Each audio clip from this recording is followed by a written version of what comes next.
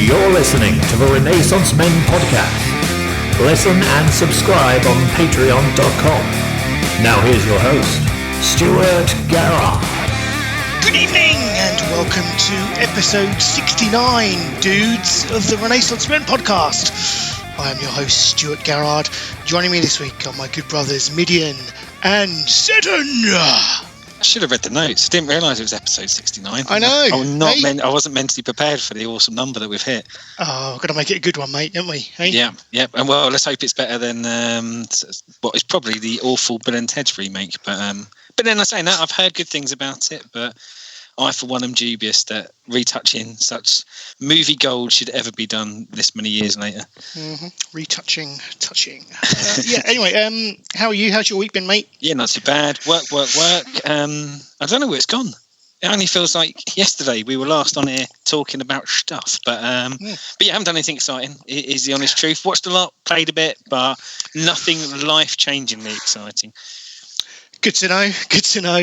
Yes, it's been one of those blasts of a week, really. Kind of, just plodding along. I feel like I haven't done a lot, but I guess we'll kind of find that out as we go into the show and what we've been playing and watching and stuff. Just been sitting here praying for Big Donald.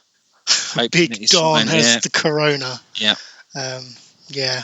I guess that's the big news story from the week, really, isn't it? Mid, how are you? Yeah, I'm good, man. Not been doing much, just working. Got Monday off next week, so nice. I get to just chill out this weekend. Nice long weekend. Play some games, watch some TV, whatever's on. Watch some NFL. Unfortunately, the Packers, who I obviously support, they're playing early Tuesday morning, and I'm off on Monday, so that's no good to me. I've still got to get up at 1:15 on Tuesday morning to watch it. Absolute fuckers, eh? Yeah. Cheeky fuckers. Had our first COVID delay in NFL as well, haven't we? One of the games has been knocked back because of players contracting it, and certainly having been around people that have had it. Even killing our sports now, but I still say end the football now, because Everton are still riding high and absolutely stomping teams in cups. So so end all sport now.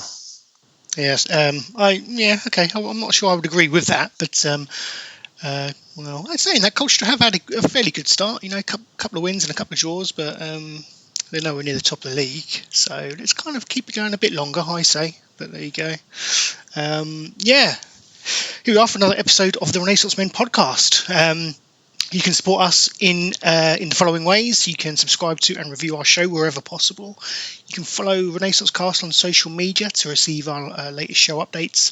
And of course, finally, you can gain access to exclusive content by becoming a patron for £1 a month at patreon.com/RenaissanceCast. And a huge thank you to our current patrons whose support is truly, truly appreciated.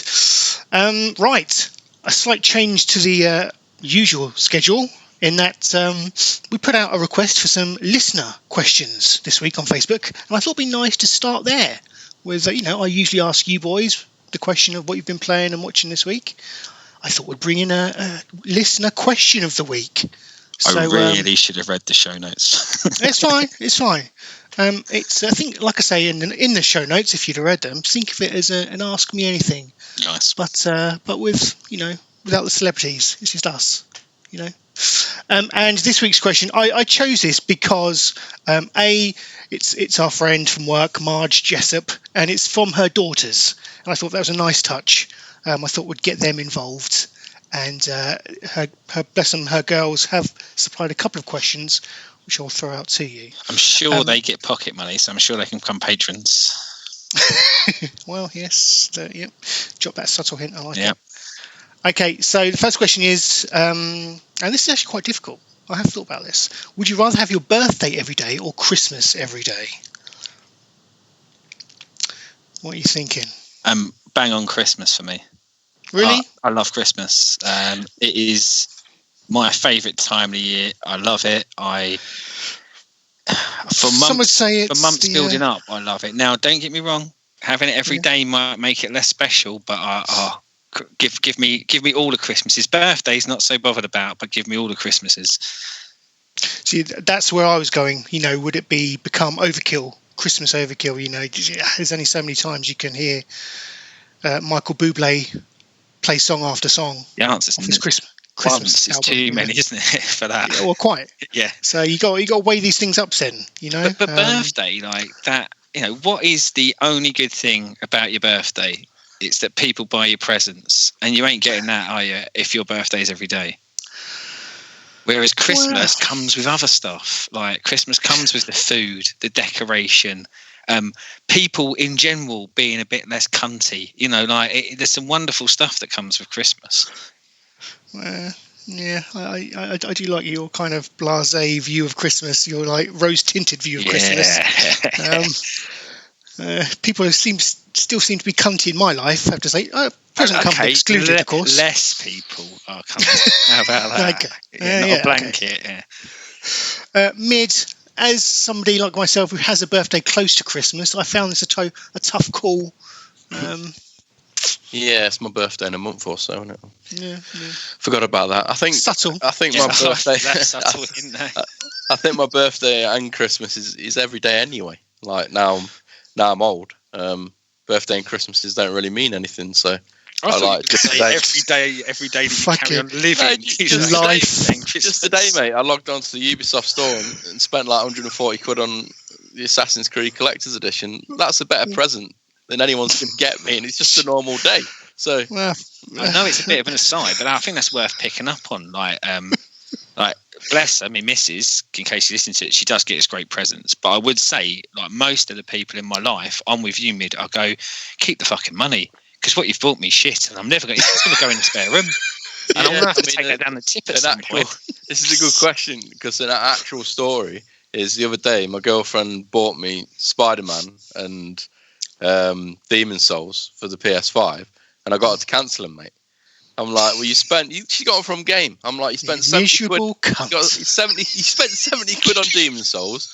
You bought the PS5 version of Spider-Man. The PS4 version is cheaper and it's upgraded for free. I'm like, I didn't want to say a waste of money, innit? I weren't being horrible. I just wasted at least 20 quid here, mate. That's much better than where I thought you were going. I thought you were going to say, take them back, I'm dumping you before my birthday. No, I was just concerned that they wait a little bit, you'll get them for cheaper, mate. She's wasted at least 20 quid there. And there is that bit of like, and again, I guess this comes as you get older, where you go, look, I'd rather, like, if someone's going to give us anything, just give us the money and I'll go and buy it. But that's a bit of a shit present as well, isn't it? Because you just, that money, I don't know, you buy an extra takeaway or you fritter it away. You don't actually spend it on anything. But yeah, so I think the quality of present buying from those around you diminish over time. But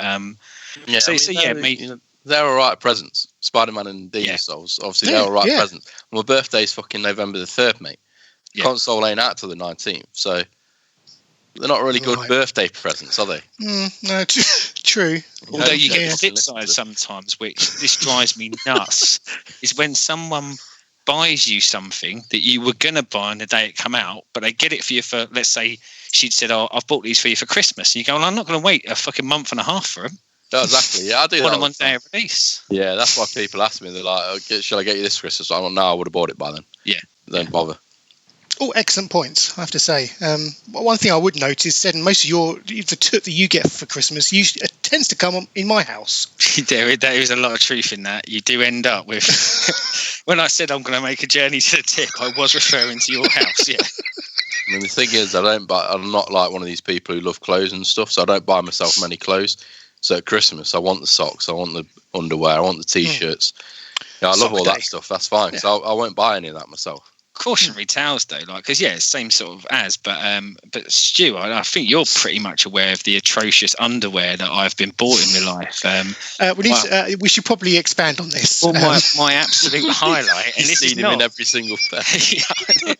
I'll give him a little show every time I get them. But my worst ones that I've ever received from my mother. My mother bought me a pair of boxer shorts with a car on them that said "Love Machine." That was my mum who bought me them. Oh, bless her. No, not bless her. No one wants that, do they? So yeah, there is some cautionary tales even around clothes.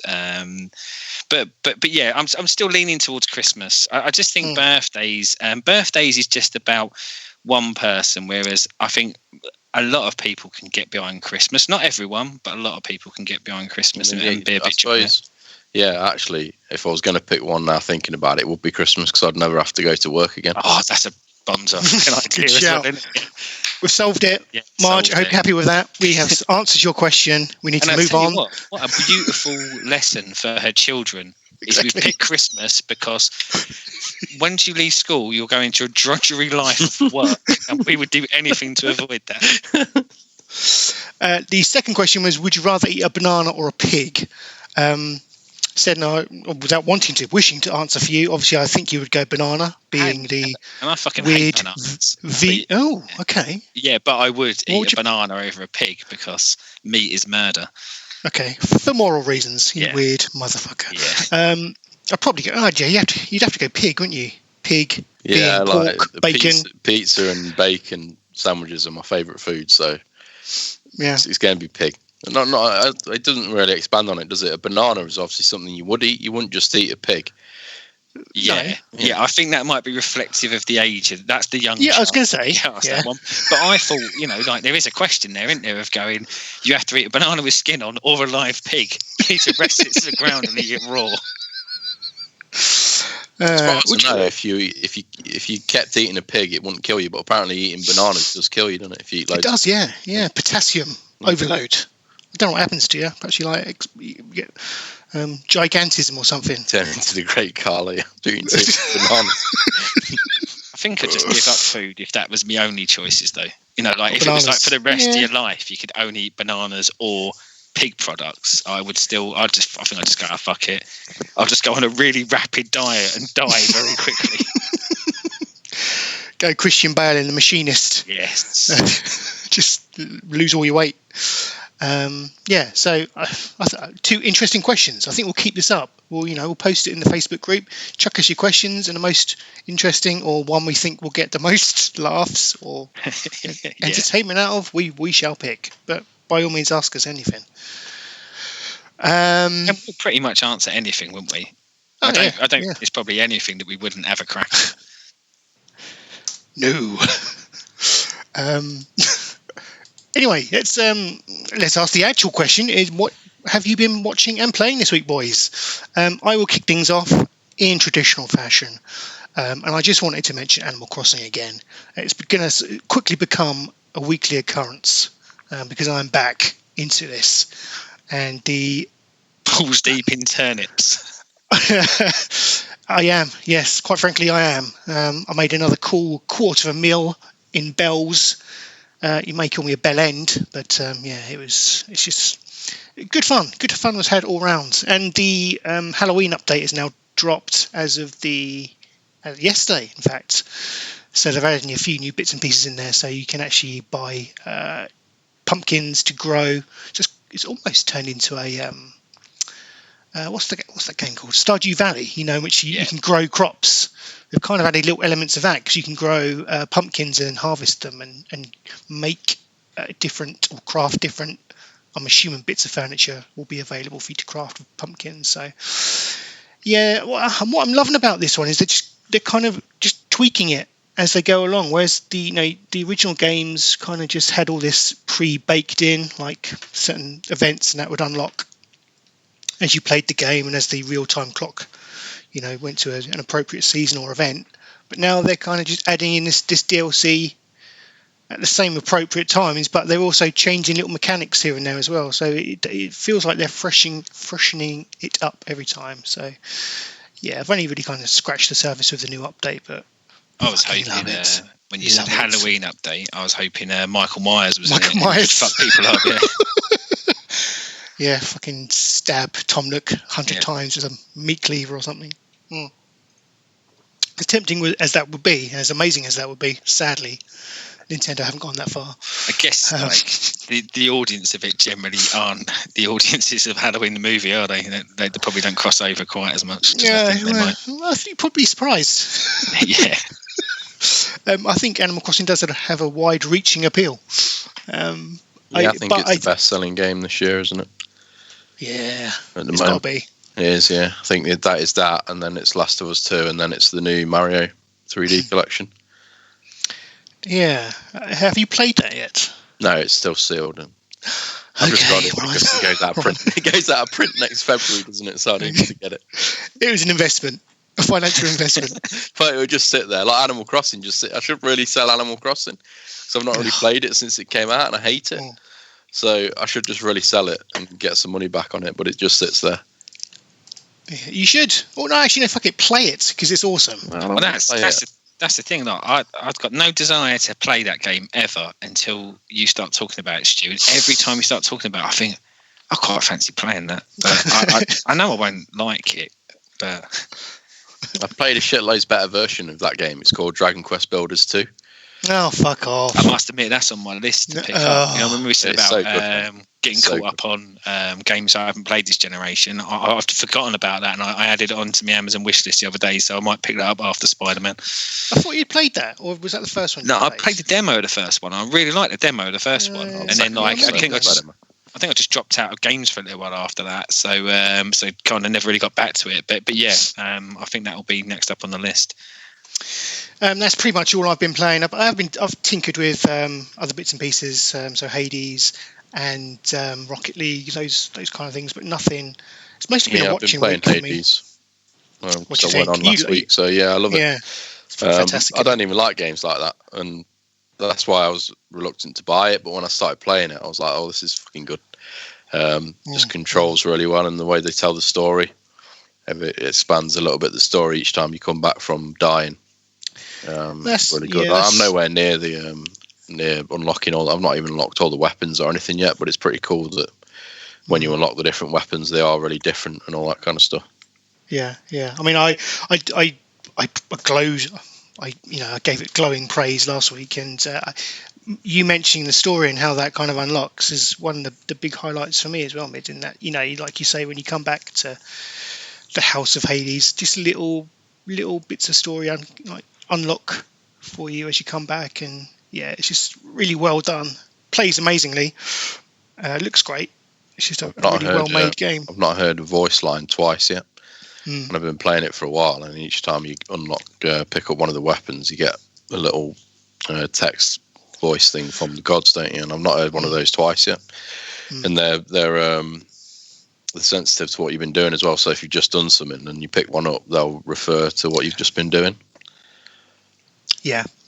And the voice acting is really well done as well. Oh yeah. Great, really good performances. Yeah.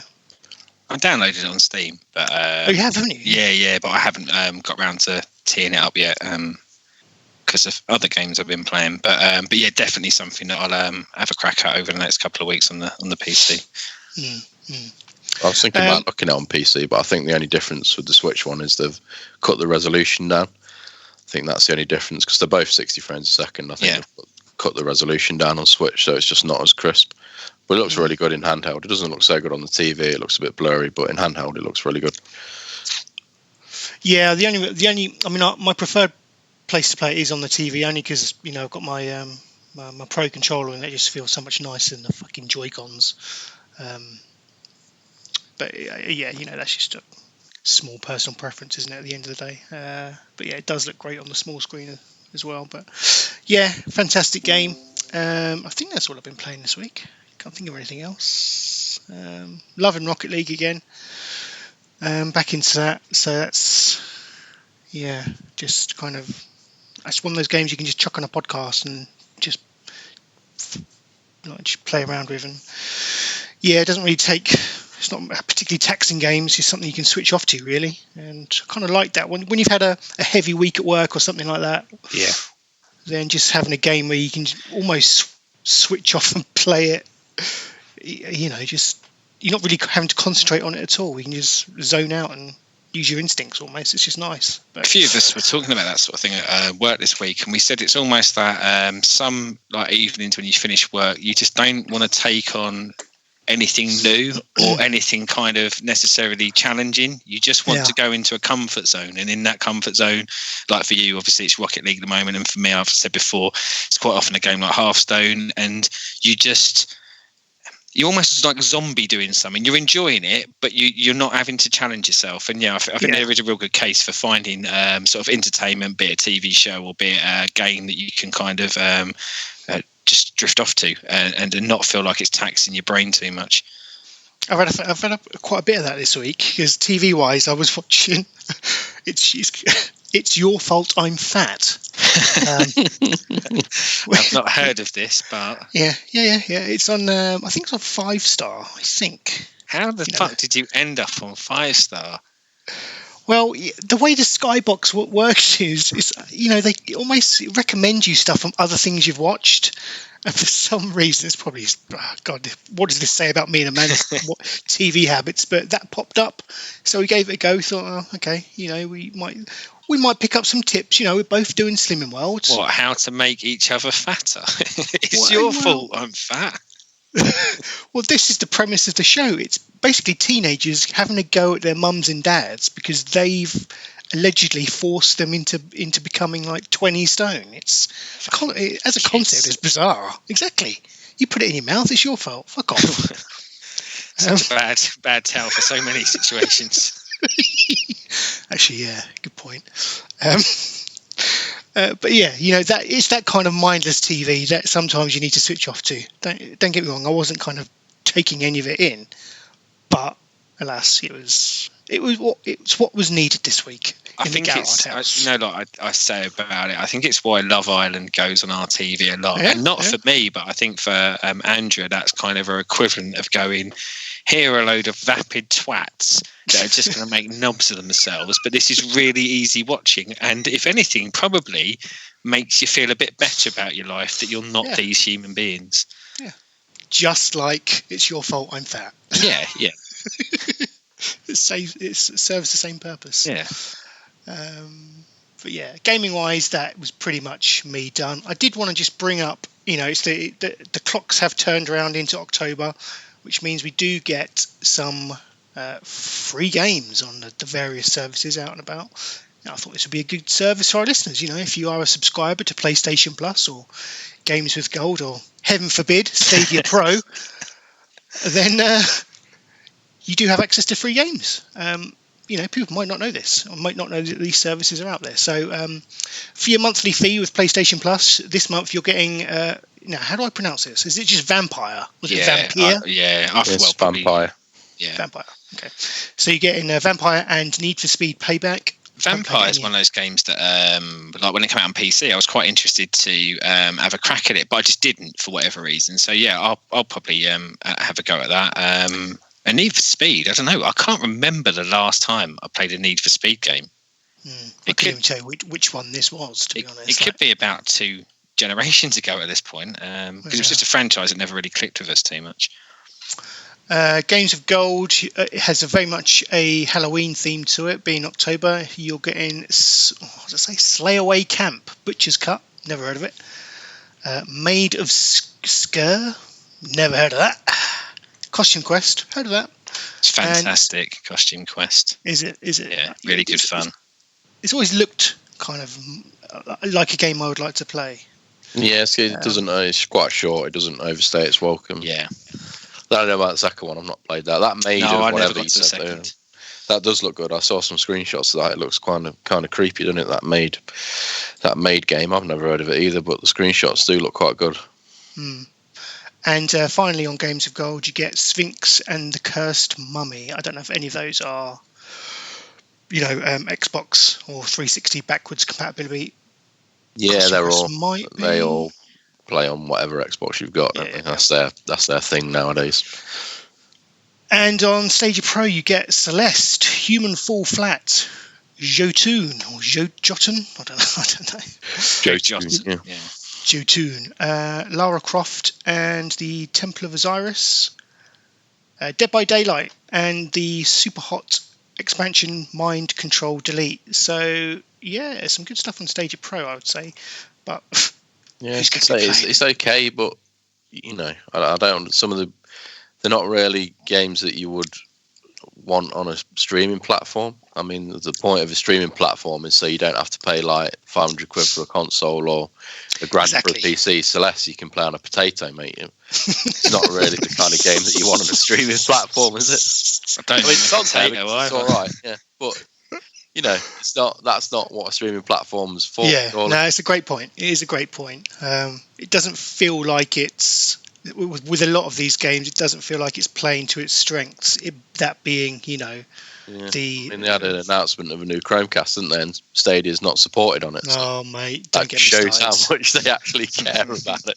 Don't get me started. And the fact that you can sideload, xCloud onto it, basically. So you can use the Microsoft platform, but not Google's own. Hacking it, though, I think, because it did the beta thing and everything like that. So it was some kind of hack. I mean, I think they have announced that Stadia will be supported on it now. It's just going to be in a later update or something. So just not at launch. I mean, BBC's not even on it at launch, mate. So I don't think they've reached out to a lot of people to try and get their stuff on it. So to me, it's just frustrating. Being an ex-Stadia owner, you just don't. It doesn't give you any confidence that Google have confidence in that platform at all. Like, where is it in their list of priorities? It's nowhere, man. Nowhere. Yeah, I mean, they're in prime position to take that spot because I listened to a podcast the other day and something they said made a lot of sense. Is like the only three people that could ever make streaming take off are Microsoft, Amazon, and Google.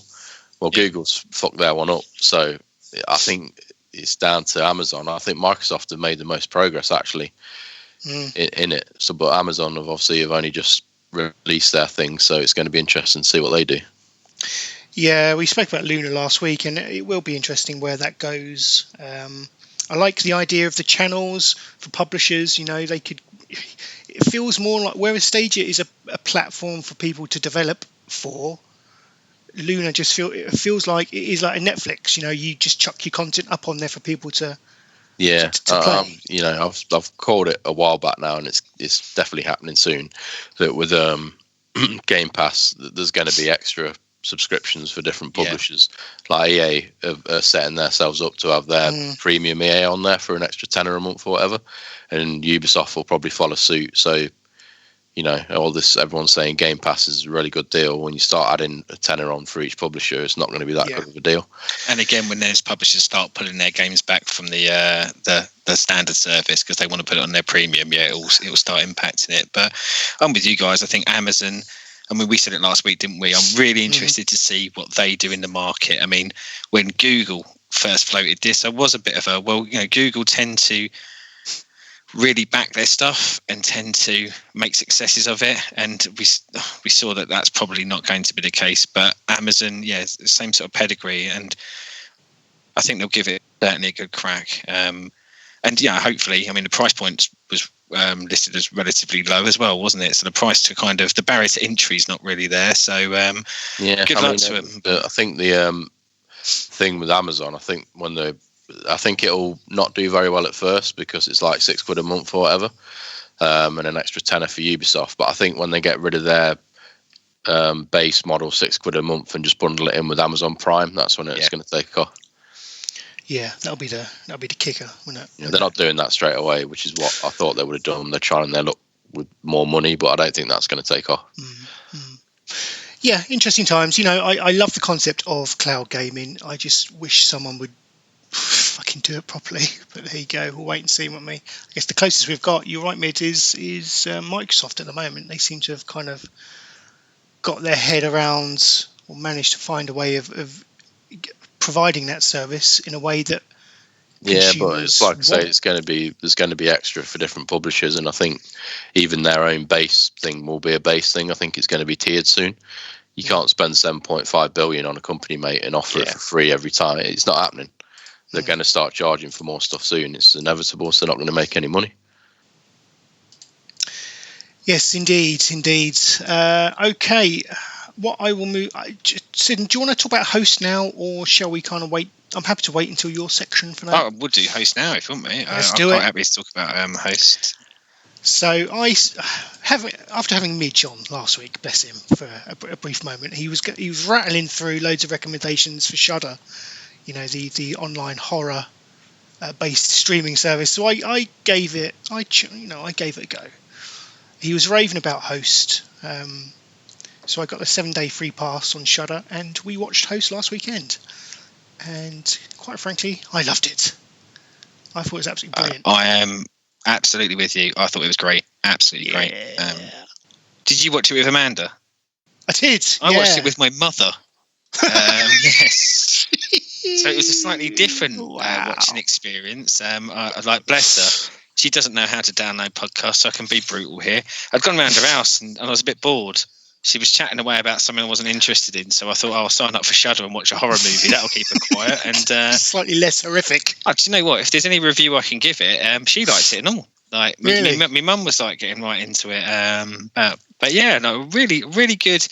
I mean, I don't know how you felt, Stu. It reminded me of the first Paranormal Activity in kind of the impact level it had of going, wow, you've been really clever here. This is stuff that possibly should have been obvious. And you almost went, why hasn't anyone else made this movie? But no, just really well done. Yeah. So for those that don't know, it's a film that was basically produced entirely during lockdown, I believe. Yeah.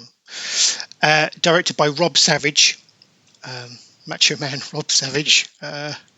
But it's about 6 friends who kind of come together on a Zoom call during lockdown, and they bring it in a what are they called?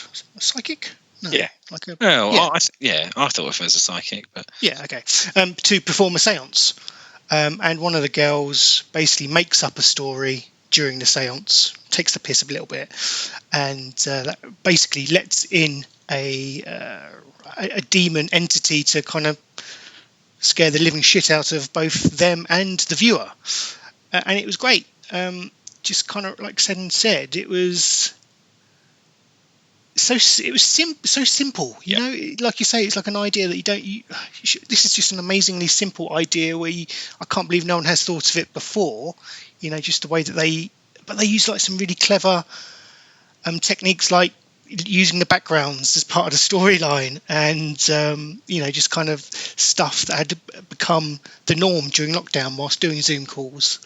I thought it was fantastic. And again, I mean, it's only 57 minutes long, isn't it? But it's like it's a tight 57 minutes with a purpose. You know, there's a reason why it's a short movie, and even that I find sort of, again, it touches on that stuff that all of us have been doing in lockdown, except for there's a demony ghosty type thing in there as well, which I imagine most of us generally haven't had in our houses since lockdown. But and you know, like the characters, the actresses that played the group and the one actor, I couldn't really tell you whether they were good or bad actors. They were just kind of there, but they're enough. They play kind of archetypes of people that you think live out there, even if they're not necessarily in your group of friends. And you know, like there's the joker of the pack, there's the one who's a bit of a twat, there's the one who takes everything seriously. So they're all kind of quite quite open sort of character archetypes, but it doesn't. They're a bit inconsequential, aren't they? It's the tension that builds up all the way through it, with like the slow, like first time, like you see a light in the background, and then I don't know, a candle goes out, and you get that kind of horror ghost movie escalation where it gets more serious and serious. And I must admit, that was the thing that impressed me, is I thought they paced the tension ramping up, like the big bang noise moments, really well. Yeah, and you don't think it's rushed at all. You know, you'd think a film that's only 57 minutes long that they kind of burn through it, but no, they're really well paced, as you say, Sid. And for me, what I really loved about it was just the hyper realism of it. You believed that these people were mates. You know, it was a situation that we've all experienced during lockdown, having these kind of mundane Zoom calls, be it at work or with your friends or whatever, your family. And it was just a really relatable story. Well, they put, with a demon. They put sort of some like unexplored but quite obvious sort of inbuilt tensions in the group with the friends to kind of show that they've been friends for a while, and there's other stuff. And the guy that's on the call, he's away in a plush place with his girlfriend that no one else on the call likes. So like early doors, you get a lot of that where when he's not about, they're kind of bitching about his horrible girlfriend and stuff like that. And yeah, it just puts you in it makes it feel more real. And they probably had a very limited budget, but I think they did very well within that limited budget as well. And possibly, and this is something that you can often say about a lot of great horrors, is when they have a limited budget, they need to be more clever with their scares. And I think that really kind of tells in this. I mean, even stuff like a chair moving across the room. There were moments where you'd like the chair would move suddenly, and I'd be sitting there going, "Oh fucking hell!" And my mum would like look up and go, "Oh God, what's going on?" And I say, I don't know. It was just. I think they probably were. Rob Tampage, I imagine, is probably a big fan of Paranormal Activity because it does share a lot of the DNA with that. But they take it in a very interesting way. And God, I can only imagine that. The fact that this seems to be getting very well reviewed on Shudder, and I don't know what the model for movies to get paid out on there, but I can only imagine he's sitting there now furiously trying to write Host 2, 3, 4 and 5 because it has been a big success on a lesser streaming service, I guess. Yeah. I hope they don't kind of string it out. I would like to think he has other ideas. I'd rather see him put his hand to something, give him some money and see what he can do with a bit of cash. I do love the idea of artists doing things that are great, and like you get the feeling that this guy could do something great. But then also, I think I've had to come to terms with the fact that when someone walks up to him with a big fat check and says "make that again," it must be really hard to say no. I want to make my other things. So possibly take the big fat check and make Host 2, and then with the money you make from that, go and make something great again. But fantastic. I'm quite impressed with Shudder as a service. Just speaking more broadly about that, there's a lot of Shudder original content on there that I'm gonna give a go. Quite tempted by the Creepshow remakes that they've done. I quite like those. Those what they call it portmanteau. But it's done over a series. It's kind of individual stories per episode, but kind of wrapped up with the Creepshow kind of theme and the character presenting it and stuff. So I'm kind of I quite like to give that a go. But I'm with you on Shudder. I mean, it's something that had been on my radar for a while because there've been a couple of horror movies that didn't get like Netflix, Prime, or Sky Movies releases because they were on the lower end and that ended up on Shudder. So it'd been on my radar to get. And I think for like listeners out there, if you like horror, even if you just do the free week and bang through as much as you can, but I don't know. I didn't actually look to see what the full time price is. I can only imagine it's sort of something like between $4.99 and maybe $6.99 or something like that. But there is probably at least enough content for anyone to be able to justify maybe a month or two subscription on it. And as you say, Stu, there's a lot of original stuff on there, and I'd say there's a lot of the more indie level horrors. But there is some of the bigger horror movies as well, isn't there? Like they've got a lot of the Asian horrors like Ring and things like that from the past. So I'm a big fan of it. In fact, when we get to mine, I might have watched quite a lot of stuff on Shudder this week. Oh, nice. There we go. A big thumbs up from us. I would if we're talking the erection scale, I'd probably give it a 4 erect peni. 4 feels good to me. Mm-hmm. That's a terrible sentence to say out loud, isn't it? 4 erect cocks feels good to me. Yep. And finally for me is my latest in a series of greatest TV shows ever made since Thursday, and that is Euphoria on Sky Atlantic.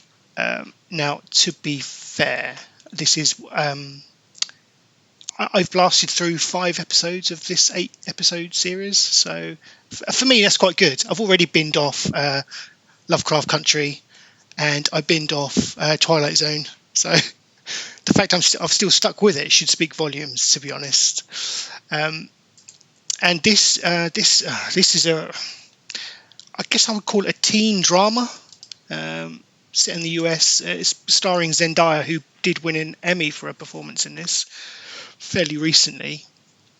Let me just open up my link. Bear with me.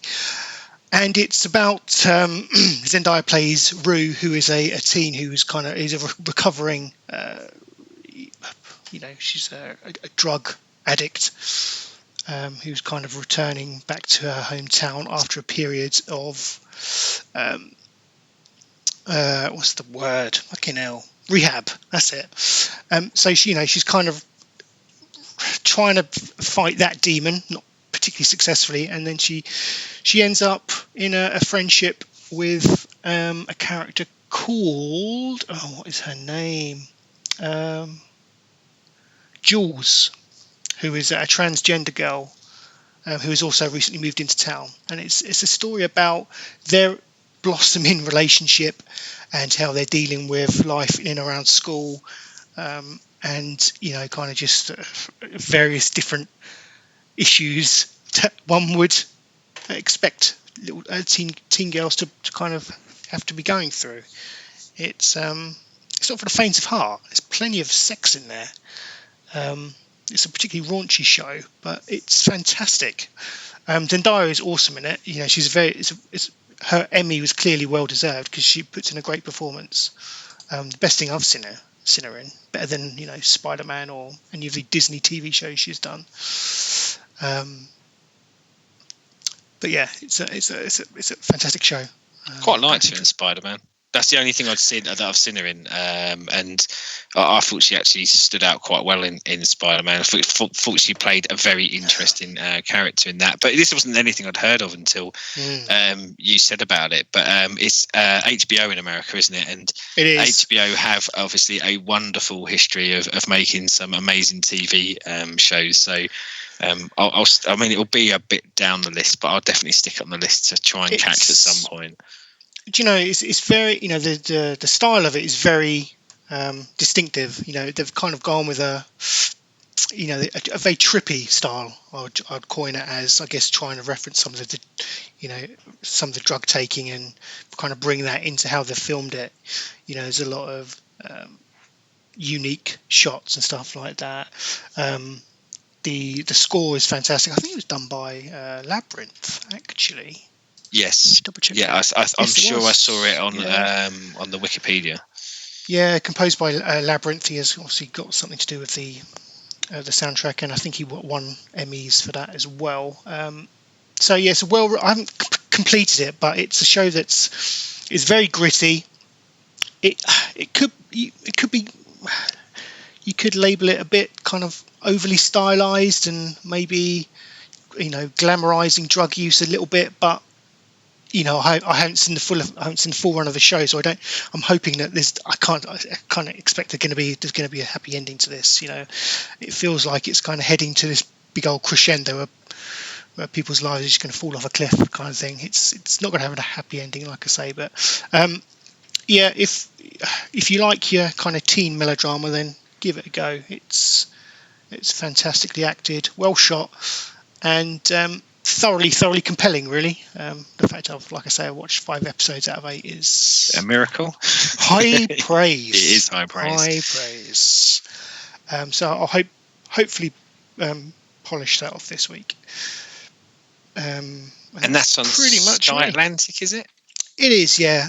I've been watching it on demand, but yeah, I think it was previously shown on Sky Atlantic, so I don't think you can catch it live, as it were. But the whole series available on demand, so you can go and blast through it as I have been doing. So yes, that is me. So Mid, I'll come to you. Sorry, I've been waffling on. What have you been up to this week, mate? Sorry, mate. Yeah, I've been playing since last time. I went on last week, so I suppose I should cover what I played since then. So we've talked about Hades, but I also picked up a game that I spoke about, Kane, but I never got a chance to play it. I've played it a little bit now. 13 Sentinels Aegis Rim. What is this? On the PS4. It's like a visual novel, but there's like RTS bits in it as well. Okay. What's it called? 13 Assassins. 13 Sentinels Aegis Rim. I am listening. I promise. So I'm just gonna Google it.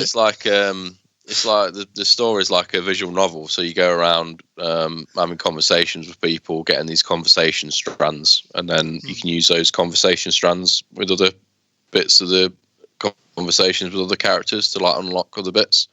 Okay. And it's like there's 13 characters, hence the name. And you can do a percentage of their story until you have to do some of the RTS levels where you're in these giant mechs and all that kind of stuff. So yeah, it's really hard to describe what kind of game it is, but if you watch a YouTube video on it, you'll see. But you don't really want to spoil any of the story because that's the best bit. Basically, the story jumps around all different time periods. So it goes back to like World War II, then current time, then like the 1960s, and then like really far in the future, 2100, all this kind of stuff. So the story is really interesting though, and it's with each of the different characters, it like splits it up into different parts until you can piece it together with all the characters. You don't really know the full story.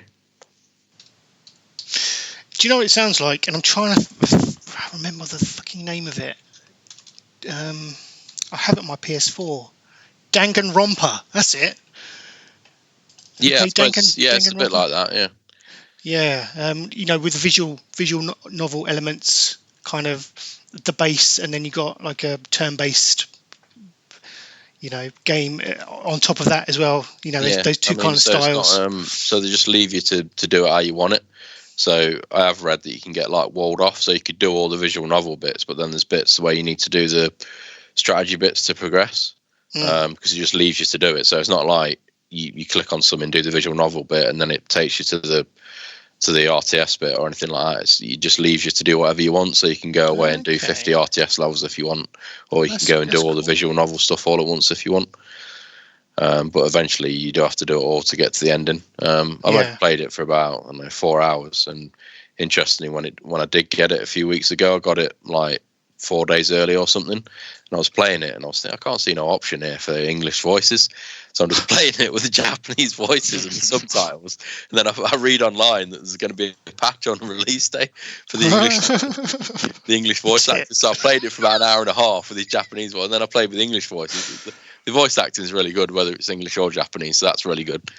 But yeah, I think it's like 40 quid in most places. I mean, it is really good, but I've read and it looks like it's one of those games where you just play it, and once you've obviously all the twists and turns have been revealed in the story, you won't ever play it again. Yeah. It's not something you'll play again, so I probably wouldn't spend 40 quid on it if it's not something you're really interested in. I was just really interested in it, so I thought I'd buy it. But if you get it for cheaper, I imagine it'd be good just for a one-time playthrough. Also, I imagine with that like limited sort of story, it is the sort of thing, not that we're probably in the world of trade-ins at the moment, but it is probably the sort of thing you could pick up in a trade-in store for quite a bit cheaper, because people will probably rinse through it and then get rid. But I looked at the art style of it. It's as Japanese sort of manga style as you can get, isn't it? Like the way the characters designed. I think the story is like 40 hours. The only thing that puts me off, and this is the same with anything Japanese, is like within the first 5 minutes of the game, the first thing that happens is some of the characters, schoolgirls and all this shit, warp into the robots, and for some reason whoever wrote the story thought it'd be a good idea whenever they warp into the robots, all their clothes disappear and they're naked in these robots. So I think that was some feedback from Midge. Yeah, probably. Yeah, I mean, I get it, it's part of their culture and all that, but at the same time it's not my culture and I don't quite get it. Yeah, you do get some of that. You get some of that with like the animated games and stuff like that. Sometimes you just go, yep, I realise this is what you like, but I feel very uncomfortable right now doing this as an entertainment piece. Yeah, I mean, I think it's just, you just got to take it as being part of their culture. I think it's something that will get better and phased out, but it's going to take many, many years. Yeah, for it to happen. The same, like, it's not the same thing, but the same with like smoking over there. They're like 20 years behind every other country with smoking. They still have smoking in like McDonald's and Burger King and all this shit. So because it's so popular over there, so it's just something like that. It is going to get better and eventually phase out, but it's just going to take ages. There you go. Smoking and a casual attitude to pornography. Get over there, Seddon. I was just say, this sounds like my dream place. I mean, it's not bad. If it was grown women, it ain't that bad. Yeah. I know. You know, I just don't get. I honestly don't get it. I know it's what they like, and I don't. It just comes across as pretty creepy to me. But that's just me. The story, obviously being having elements of that visual novel, is the story super engaging? Stuff like that really kind of hangs on how engaged you are with it, isn't it? Oh yeah, the story's great because it's, like I said, it's hard to explain, but it's the way it's broken up and like jumping into all these different time periods, but with different characters. You're thinking, well, what's going on? I mean, the main character, from what I've gathered so far, is the same main character in the present day, but for some reason something happened and they've had to erase his memory so he doesn't remember who he was or anything like that. And then it gradually gets linked up through all these other different characters. So yeah, it's the way they've done it is really good. The story's really compelling. Excellent. Yes, it looks interesting. It's got a nice, distinctive visual style, like Seddon said, and I'm all up for kind of stretching my boundaries of what I usually play. Sometimes you just want something a little different, don't you? Like we said that. I know we were talking. I think it's when we were watching the press conferences, and like they'll lead off with the like the AAA titles, but quite often I find myself burnt out on the AAA titles, and I want something quirky and different that be it 40 hours, be it 100 hours, even sometimes like. When you buy some of the indie games on PC, they might even just be sort of 5 or 6 hours, but they're priced sort of accordingly because you just want something fresh and different, and be that a visual style or the gameplay style. Yeah, definitely. Anything else for us, Mid? So I've also been playing Doom Eternal. That came out on Game Pass. I've been waiting to pick it up. And obviously we spoke a little bit about it on Twitter, but what I'm probably going to say is probably going to surprise you. So it's terrible at first, but it gets loads better once you get used to it. The problem is you're playing it, and from the name Doom, you're thinking, it's going to be like Doom. It's not like Doom. It's not even like the new previous Doom, because this is the second newer of the Dooms. It's not like that. So that was like just going around, just shooting everything and all that kind of stuff like Doom normally be. Whereas this one's got loads of strategy to it. You've got all these different weapon attachments and all this, and there's different ways to and weak points to enemies and all this kind of stuff that you wouldn't really associate with Doom. But once you've played it for an hour or so, and once you've got some of the upgrades which make a bit more sense and make it easier to play, it does get a lot better. And it's more like a puzzle game than Doom. Weird. So it's like, obviously you've got to it depends what weapon you use, and you got to think about it. I don't know the best way to say it. I've always said cacodemon, but that probably is how you say it, but I don't know, the big round big round things with one eye. Well, to beat them, you can either waste your bullets and shoot the shit out of them, or you can, this little grenade attachment, you shotgun, you fire one of those into its mouth and it kills it straight away. And then like the spider demon, if you use your little sniper rifle attachment, there's like a gun on its head. If you shoot that stuns it and makes it easier to kill. So they've got all these little weak points and all this kind of stuff which you wouldn't normally associate with Doom. But once you get over all that kind of stuff and treat it a bit more like a shooting puzzle game, it's actually quite good.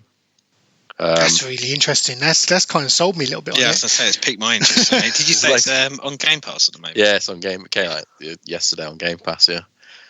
There's loads of like platforming sections as well where you got to rip onto walls and do like dashes and double jumps and all this kind of stuff. It's just got loads of, and the story seems quite involved as well. It's just got loads of stuff in you wouldn't associate with Doom. It's like there's a little, every time you do a level, you go back to your little base hub kind of thing, and you level up your weapons and your character and all this kind of. It's weird. It's not. If you think it's going to be Doom, it's definitely not Doom in anything but name, and obviously the character design and everything, and the weapons and the enemies. But yeah, the levels are just nothing like other Dooms, which I suppose they would have to do because it's so tired now. They had to change it up a little bit, but yeah, it takes a while to get used to it. Once you do, it's pretty cool. So I think that's cool. I think they're caught between a rock and a hard place, aren't they? I mean, if you just do another Doom, we'll just sit here and go, "You've just done another Doom," wouldn't we? Yeah, exactly. I mean, the only thing that I don't like is I think it's built into the mechanics that it's really easy to run out of ammo, which you don't expect from. If you've played any of the Dooms, you never run out of ammo. So that's a bit jarring. But I think the mechanic with the chainsaw in this is where you chainsaw weak enemies and they drop a shitload of ammo and stuff. I think that that is part of the puzzle of the little groups of enemies that you fight. So they throw all these enemies at you, and that's part of, like, you're a quarter way through fighting these enemies, you're out of ammo. So use the chainsaw on the weak guys, get more ammo, and then carry on fighting again. So it's like it's weird. It's just weird unless you've played it. It's just really hard to say. It's just nothing like Doom, basically, and it's disappointing at first, but it gets a lot better. I'm all for that. It feels like it's a bit more nuanced and layered than what you would expect a Doom to be. So for me, not being a massive Doom fan, Doom's never really kind of interested me. To have that, that extra layer of strategy and stuff seems quite appealing initially. Yeah, I mean, it's good, but the remake of Doom 64 came out this year as well, and I know we're probably going to be doing a Game of the Year show, but it's really difficult for me not to pick Doom 64 as my Game of the Year. What the hell? Or as one of them. Doom 64 is way better than Doom Eternal, but Doom Eternal is still pretty good.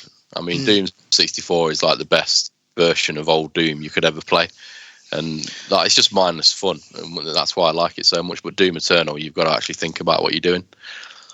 It feels like Doom Eternal is Doom in name only, Yeah, I mean, it's different. It's way different to even the one from a couple of years ago. Like I say, that's why I was surprised. I thought it was just going to be more of that, but it's totally different. As you've got like a flamethrower attachment.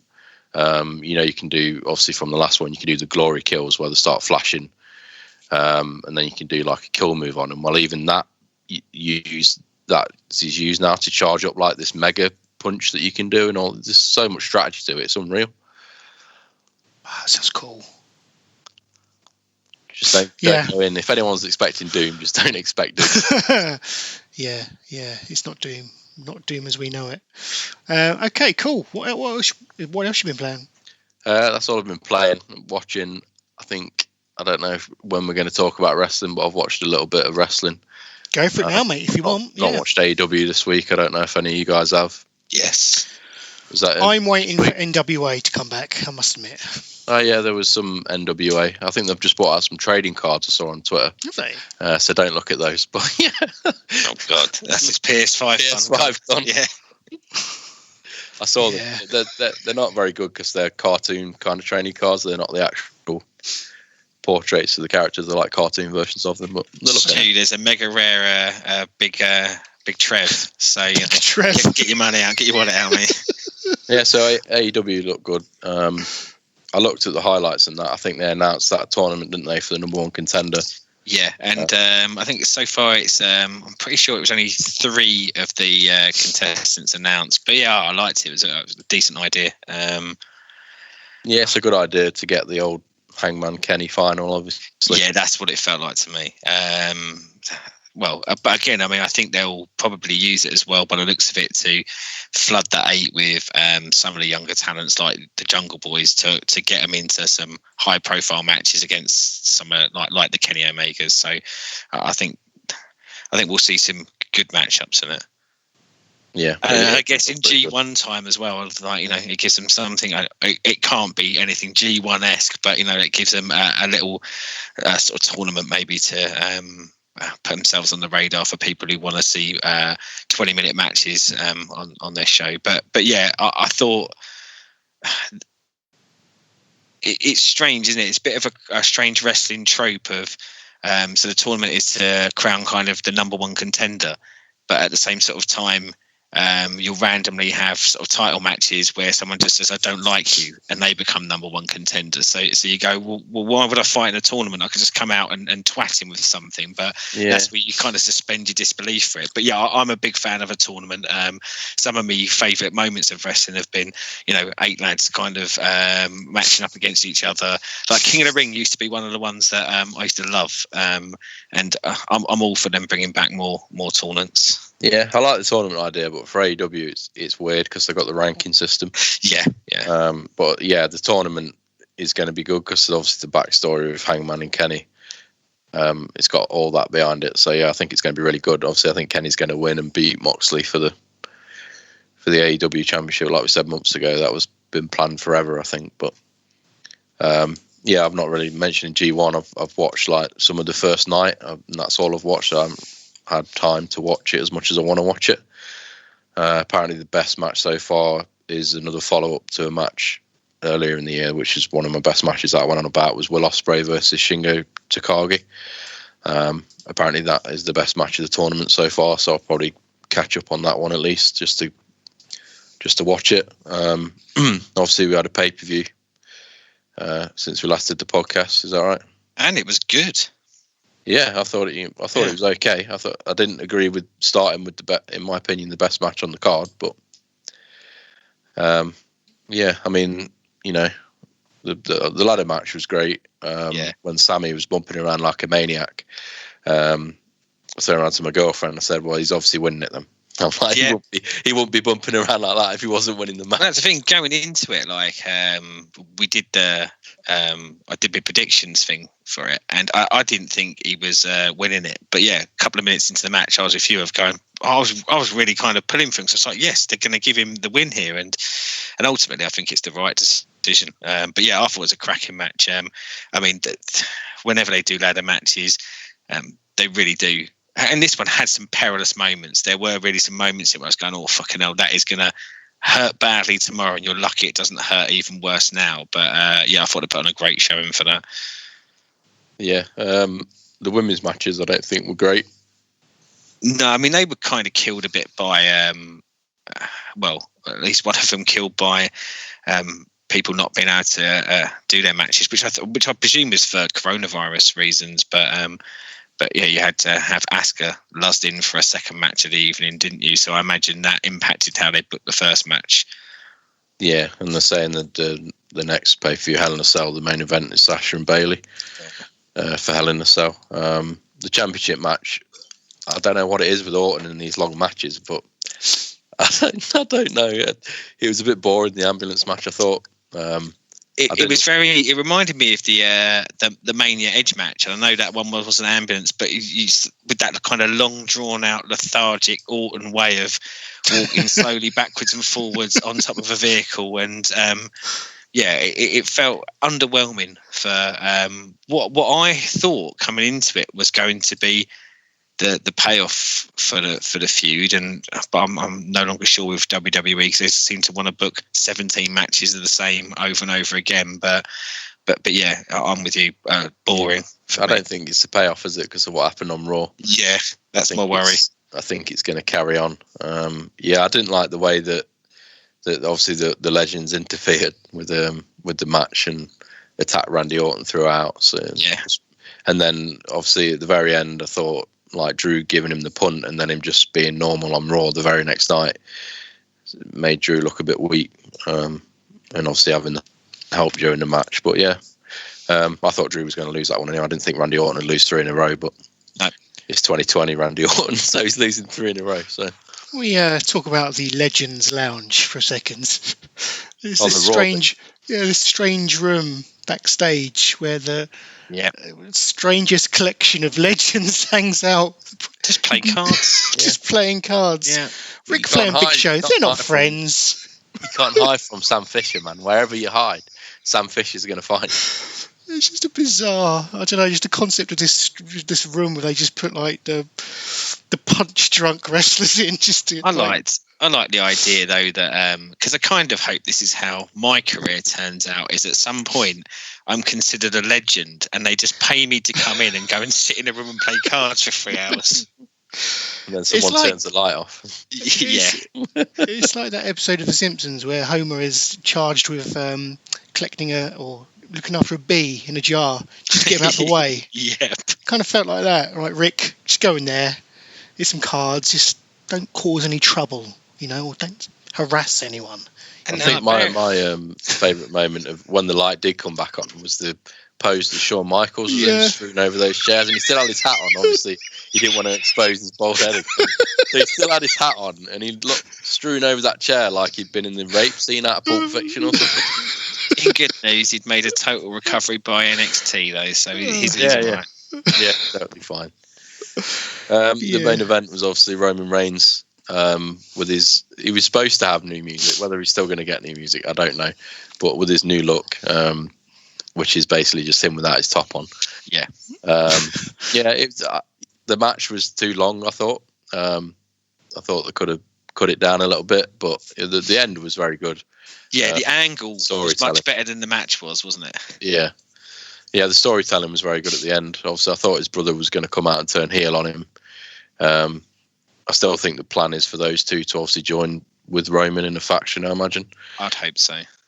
They could do with that. I think when they did their heel run a couple of years ago, I think it's much better than them as faces. As faces, they're just bland and twee, aren't they? But yeah, I think that ultimately will be some sort of strong style Samoan, and probably get Jacob Fatu in from MLW, although he's signed a new contract. But yeah, I would have thought they'd stack it.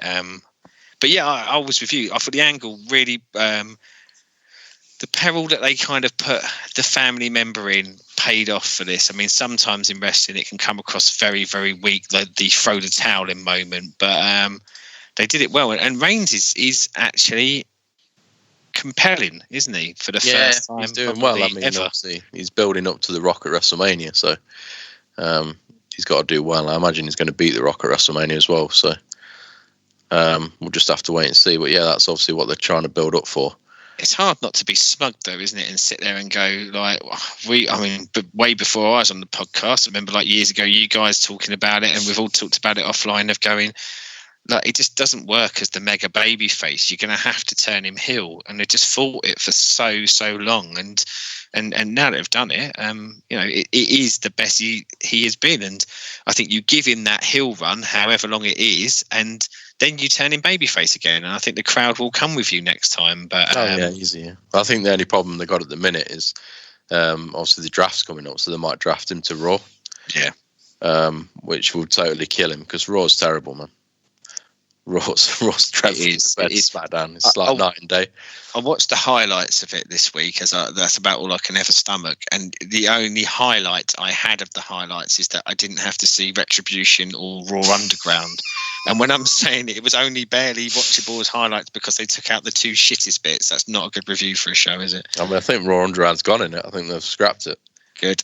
That's good why it wasn't there. I think it's just gone now. So, and obviously this is the reason why Rey Mysterio signed his contract, and they got him to sign, is that they'd expose all his family to the limelight. Well, the storylines are shit, man. It's just boring. I mean, I don't care about his daughter and Buddy Murphy. Although the Twitter world doesn't it? It was quite a storm this week because he's 32 and she's 19, and there was lots of like Twitter-based arguing about whether it's appropriate for a 32-year-old to have a relationship with a 19-year-old, and lots of people seem to be forgetting that it's a TV show. It's not actually real. Well, that's fine. Yeah, I think people are blurring the lines with all the recent, obviously, wrestling controversy that came out. People being mistreated and all that, whereas this is a storyline now. It's totally fine. It's okay. I mean, I know loads of people in real life that are like 10 years older than the person they're going out with. It's not, I don't think it's quite, I mean, yeah, she's quite young, 19, but it's just a storyline, like you say. It's not, it's not real, man. Yeah, they jumped on Alexa Bliss in it for saying something about it. Yeah, they did, didn't they? Because she says, because she used to date him, didn't she? And then she fought back quite well, I thought, of just saying, well, there you go. I can't even show support for someone I used to date. But yeah, I mean, it's strange what people pick up on, and for some of the crazy storylines they have had on there that probably haven't caused controversy on Twitter, you just go, what the fuck has this one done it? But where was all the outrage when it was the Katie Vick storyline on? I'm joking, there was a lot of outrage, but yeah, Raw was terrible. You're spot on. It continues to be terrible. I didn't watch NXT. I saw the highlights of NXT. I like it. I like the build, but then I'm a big Kyle O'Reilly fan, and I'm liking the fact that he's getting the takeover main event. I think he's a very talented in-ring performer, and someone who I didn't really necessarily expect to get a match. I'm kind of hoping it goes somewhere. I doubt he's winning the title, but possibly he might be, but I'm just hoping for a bit of Undisputed Era turmoil. I'm hoping for some sort of turn from Adam Cole on him and stuff like that. But no, I thought they've done that bit really well. Costing the match in it, obviously. Yeah. Adam Cole will costing the match, but it's going to be interesting to see who the person is in the green, like Night Vision promos or whatever, who's coming back to NXT. They're bad promos, though, aren't they? Yeah, they are. Like, they're not made. Again, I'm intrigued because it's a mystery return. But yeah, those video packages, they're not WWE like. Generally, their video packages are very good, aren't they? But yeah, these just seem really skankily, cheaply made. And but any guesses for who it is? I was going to say Samoa Joe, but I don't know. See, I think it's Ember Moon, but I'm not entirely sure what her injury status is, because I know she's been out for a long time with an injury. But I think it might be that might be her landing back in NXT. Yeah, well, it could be. Yeah, the pay-per-view's this weekend, isn't it? So yeah. I keep thinking it's Saturday, like they used to have it, but they switched it to Sunday, didn't they? Yeah. And again, I missed out. I quite liked having a Saturday night pay-per-view. I mean, again, I'm not adverse to just staying up and watching it and working tired. But yeah, it is quite nice having a Saturday night one and knowing I can have a lay-in Sunday morning and not have to worry about it. So yeah, a bit disappointed that it's gone to Sunday. Shall we? Got some strange storylines on NXT. I think Tommaso Ciampa's got a bit lost. Yeah. Some kind of shuffle there. I don't like the Johnny Gargano storyline, where it's got Io Shirai and Damian Priest randomly teaming up. That doesn't work for me, but it's very NXT thing though over the years, isn't it? They love that just because there's two different feuds going on, pairing the faces up as a tag team, and yeah, it's never really done it for me. So you watched the only wrestling you watched was NWA. Did you watch the title change or? No, do you know what? I mean, they've been doing this primetime stuff, haven't they? You know, these weekly pay-per-views. I haven't caught any of those. Obviously, I've just been catching up with the news here and there, and I do go on and watch the WWE highlights and stuff, and keep up to date with it on Twitter. But no, like I said, for me, I kind of want to give NWA another chance. I mean, I could go back and watch like Series 2 because I never watched any of that, but I don't know. I just want them to come back. So, because I like that format of just like the 1 hour weekly show for someone like myself, which is easily digestible. And I really like the format, having it in the tiny studio. And I like some of the guys they had on the roster. Most of them are pretty much gone now anyway to other promotions. I'll say most of them. Some of them have. But yeah, Big Trev won. What title is that? Is that the national title? Something like that, isn't it? The big red belt, anyway. So yeah, Big Trev won that against Damien Sandow. I refuse to call him anything else, to be honest. Damien Bisdale, please. Sorry. But yeah, so there seems to be signs that NWA will be back fairly soon. Billy Corgan has, put some stuff out on Instagram and Facebook and stuff saying that, alluding to that fact. So I look forward to Power coming back for a Series 3. Whether they have people in the studio or not, I don't know, and whether they'll change how they present it, I'm not sure. But yeah, I'll be excited when they come back. It's got that proper old school feel to it as well, hasn't it? Yeah, I did like the retro nature to it. It was just something a bit different. It felt like something truly different. I know AEW proclaimed to be, a different kind of promotion, but it is basically the same glossy stuff, isn't it? Albeit with minor tweaks here and there. But yeah, for me, NWA at the time did put out a truly different product, and I think that's what I liked about it at the time. But, so about the old school kind of element to it, that was my favourite wrestling moment of the week, and I've watched bits and bobs here and there, but it was in AEW, and it was in the FTR match, and it was Tully Blanchard tripping the fella by the heel and then holding his leg down for the pin.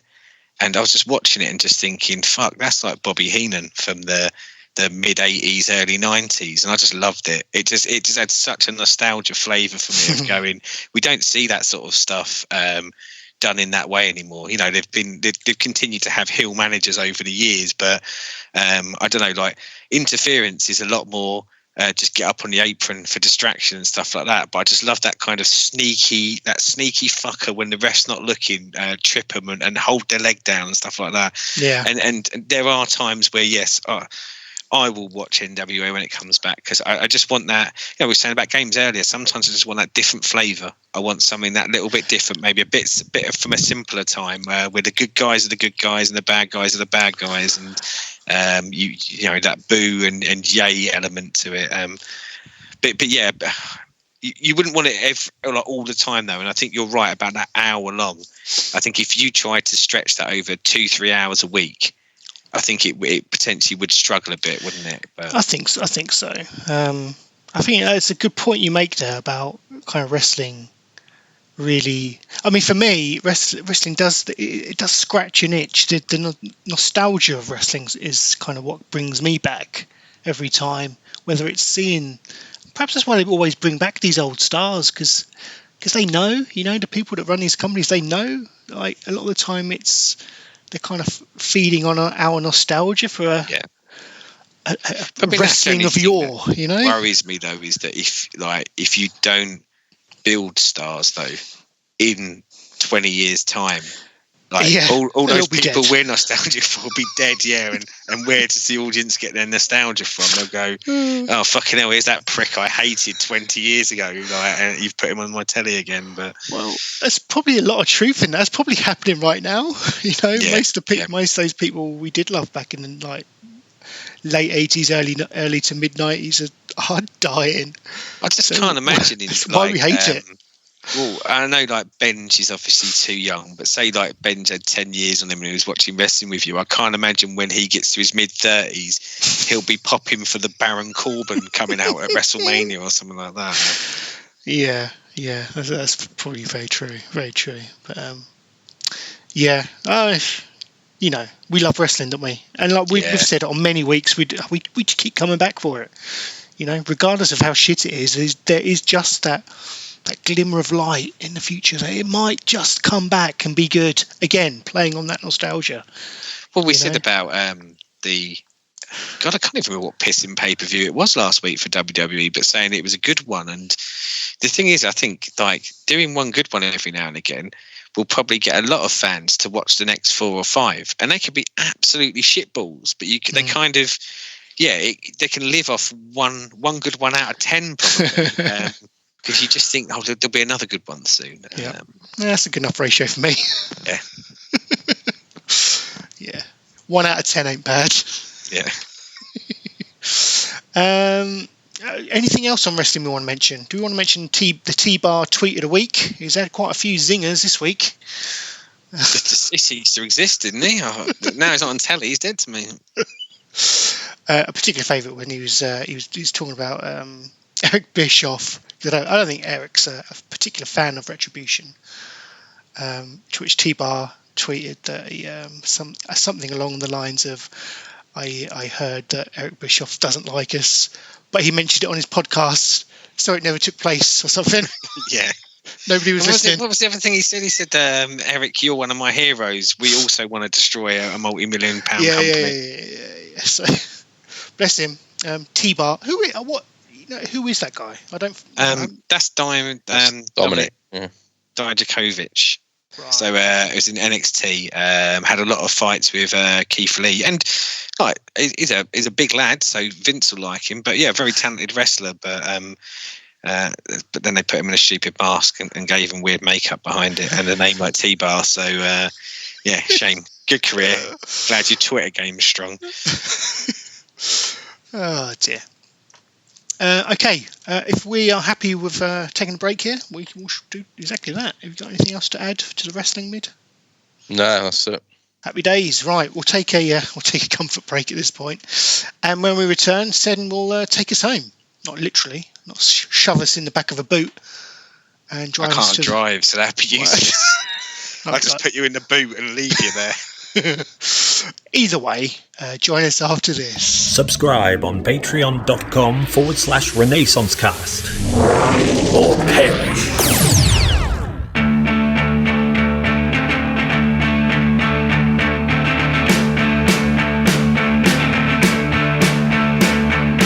lovely fingertips on my lips. I don't think I'll get it. Oh, it's so fun to love someone. Try to get over it. Your fat cherry lips. Your fat cherry lips. Your fat cherry lips. I was going to do some kind of page return by saying, "Oh, it's Stu here" or something like that. Exactly, because we neglected to talk about the WWE/Twitch situation. Mid, you're probably best in the best position to talk us through this. What the hell is Vince going on about? Yeah, so apparently Vince has sent communication out to everyone in WWE saying, I can't remember what the timeline is, but very soon WWE will be taking control of your Twitch account. Okay. If they're legally allowed to do that, I have no idea, but this is what he said. I think he just does whatever he wants. I don't think he cares if it's legal.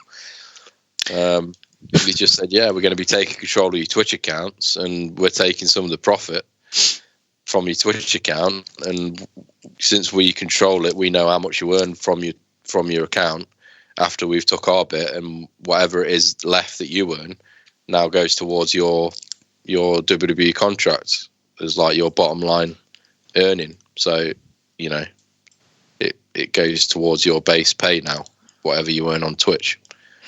See, initially this seems filthy and abhorrent behaviour by Vince, but on the other hand, I kind of look at it and I see, you know, you get tweets from Liv Morgan, who wants to set up a Twitch channel but spends half an hour trying to put batteries into a controller, and then you get Vicky Guerrero setting up a Twitter channel. I know, granted, she's not a WWE employee anymore, but you know.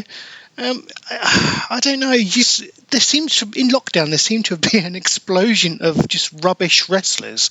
Every single wrestler seemed to be creating a Twitch channel. Now, some of them are great. You know, Adam Cole's fantastic, plays games. You know, Xavier Woods, he's one, fantastic, plays games. I think it's to make up from, because this downside guarantee that it goes towards, obviously.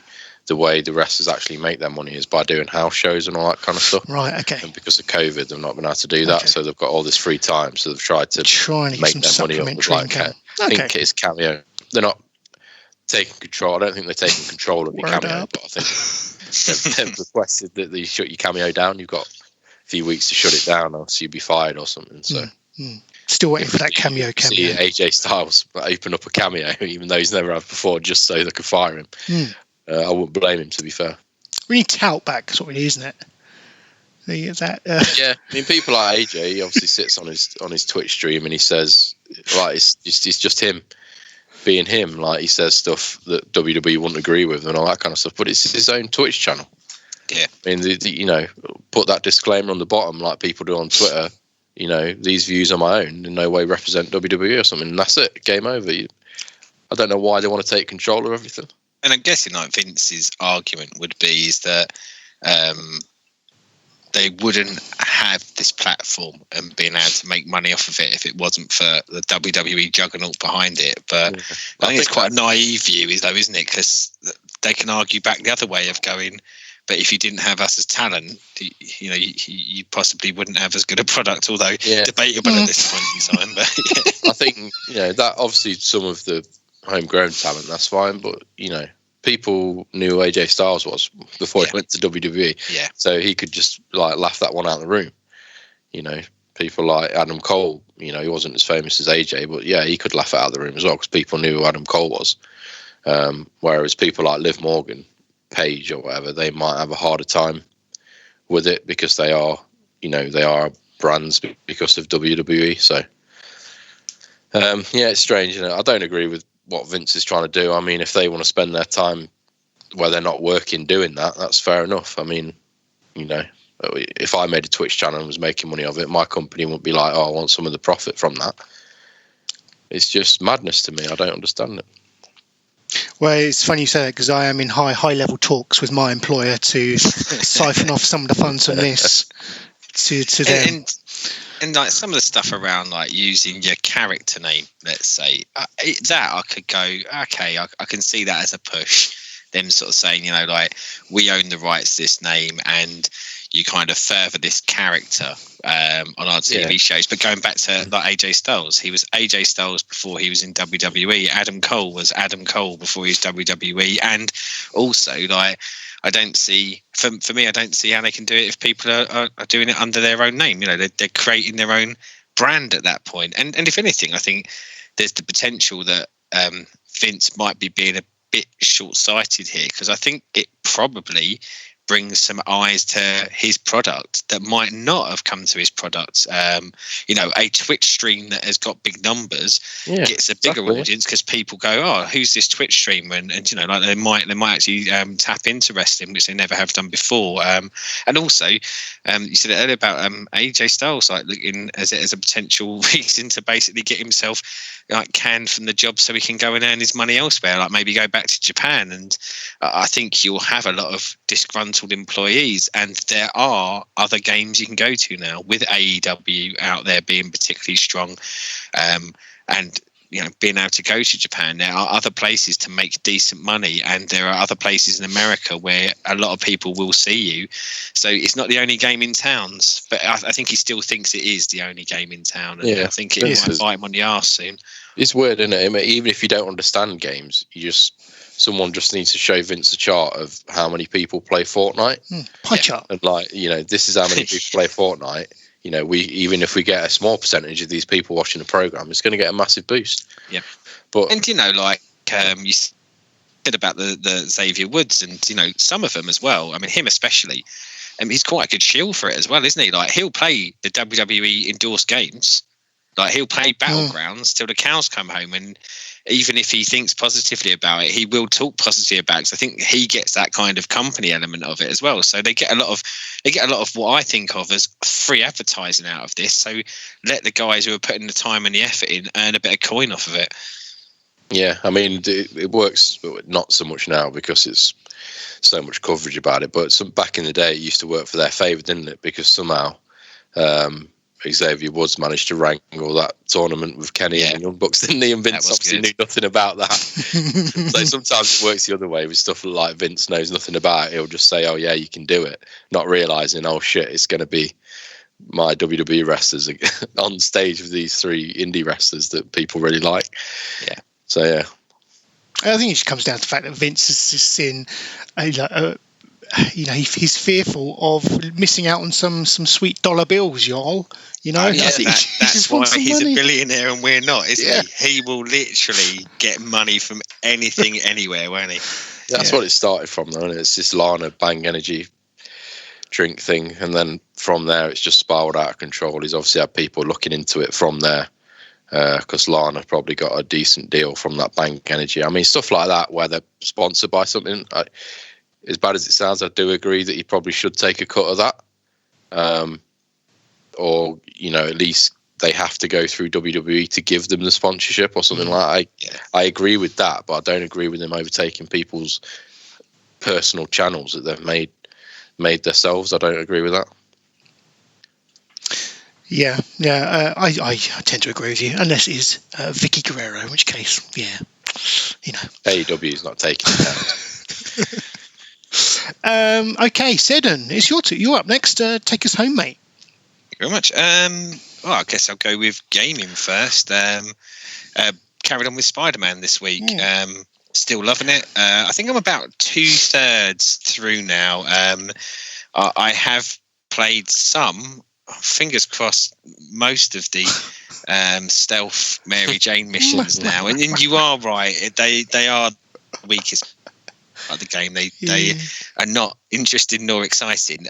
But they're not so bad that they kind of pull me out of it.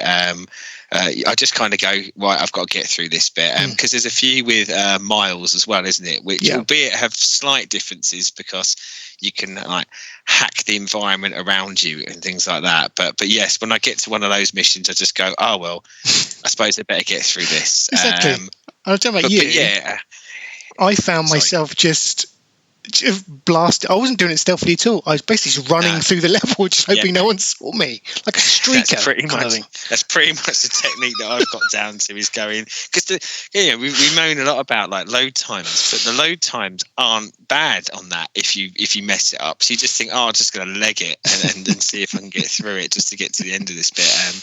But yeah, I mean, I love the fact that when you're doing some of the side missions, but also some of the main story missions, is that some of them are quite chunky. They take a bit of time. Others are quite quick. And, it just keeps me interested enough to go. I mean, some of the times the bit of a bugger is, and I did this one night this week, even so badly that I fell asleep playing the game, because I think it got to about 4:00 in the morning. I just kept going, I'll just do one more bit.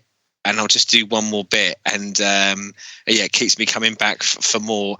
One of the things that I'm a little bit worried about is it's going to end, and I do think when it ends, it will be like, that was fantastic, and I'll just move on. But I don't feel emotionally ready to move on from Spider-Man yet, so I had tried to pace it out a little bit towards the tail end of the week, just so I get probably at least another week's worth of gaming out of it. But yeah, still absolutely loving it. It's okay when it ends. The face will change. Don't worry. let's talk about that. The face will change. Let's talk about that, because first of all, I didn't know they were doing a. So what is this? Is this a separate standalone remaster of the first Spider-Man game? What it is, you can buy Miles Morales in an Ultimate Edition, and it comes with a remastered version of the original game. Okay. Or if you buy the PS4 Miles Morales and want to upgrade it to the PS5 one, you can buy that remastered original game from the PlayStation Store. Oh, that's so fucking confusing. So you got to pay either way. It's like 20 quid for the remastered original game, which looks great. Obviously, all the new effects and everything look good, but obviously the main thing people are talking about is they've redone the model for Peter Parker. They said they did it to more closely match the voice actor. I think this is a weird move, because I thought I specifically mentioned when I was speaking about this, I don't know if you feel the same way, Seddon, but that for me, that was the person they'd picked to play Peter Parker. Basically, it felt like it was an older version of Spider-Man, know? Yeah. And the actor did look very much older than Spider-Man we've seen in other medium as of late, and I saw that as a real bonus. But they've kind of really gone back on that by picking this baby-faced, spotty little oik to play Spider-Man. Yeah, it's the voice actor, and apparently they've picked him because they can animate it more in a next-gen fashion. The other one was a bit stifled with his animations and all that kind of stuff. Okay. But what gets me is that's the only face they've changed. So, well, the other faces that so they were okay with it, but they just randomly wanted to change his face. I think there must be some contractual reason behind it. They're not allowed to say. Yeah. Because you wouldn't just do that normally. There's no reason for it, is there? Like you say, so there's got to be some contractual reason, like the geezer who's based off originally is asking for silly amounts of money or something. It's Jeff Jarrett dropping his Intercontinental title again, isn't it? He said, I'll come back for the remaster, but you have to pay me this much money. And they've made up a much better PR version of it where they say, it's the voice actor. But I don't know. I mean, I think like the look of it and, like the story bits, I think you're spot on, Stu. I think he is a good Peter Parker, isn't he? Yeah, I thought so. You feel like whichever format you've consumed Spider-Man in, be the movies, the comic books, whatever it is, he doesn't feel out of place of this is what Peter Parker would turn out like if he reaches the age he's supposed to be in there. And I think I said it last week, one of the things that I've enjoyed a lot about it is the characters and the villains that are in it, that they've actually used quite a few that are from a particular writer in a particular time in the comic books. Okay. But also having some of the classic characters like Norman Osborn and Dr. Octopus and things like that. So I like the fact that they mixed it up to give a bit of old school flavour to it and some new characters, probably for an audience that would never have seen those characters before. But definitely a game that I have thoroughly enjoyed. And yeah, I'm not ready for it to end, but I realise it will find out. And there is DLC, but I've never been a big kind of DLC player. But this is one of the ones where actually I might do the DLC for it. Okay. Yeah. DLC is not very good, but damn it. You can usually get some good deals on it, though. I will say that. I often see it for sale on the store. So if you can pick it up for a reasonable amount, it might be worth it. But I didn't feel the need to. I felt satisfied enough by the ending, I have to say. That might be it, though. What you said there, I might get to the end of it and go, do you know what, that story was told well, compact, etc., and just move on. Especially as we said, there's certainly a few games on the radar that I'd like to get to on the PS4, like Dragon Quest Builders 2 and Horizon. If I ever actually play Horizon, but it might be the holy grail that I never actually achieve. But I mean, other than that, I mean, most of my gaming time has been playing Hearthstone this week, because they released quite a big update for the Auto Battler version. They've got Hearthstone Battlegrounds, and they added a whole new, let's say, class to it, and a load of new hero powers that you can. And I don't know what it is about auto battlers, but they really do get their claws into me, and I do love playing them. And certainly I'm no way good at them. I would say I'm adequate at best, and sometimes I come against a good player and they fucking murder us on there. But I just find them great fun. And I was saying earlier about staying up till 4 playing Spider-Man. This has that same element to it. If I go just one more game, and the next thing I know, 3 or 4 hours have passed, and I'm still saying to myself, just one more game. But it doesn't do anything dramatically new. And I think what tends to happen in these games is whenever they release a new set of cards or a new genre, everyone kind of piles into that and plays that.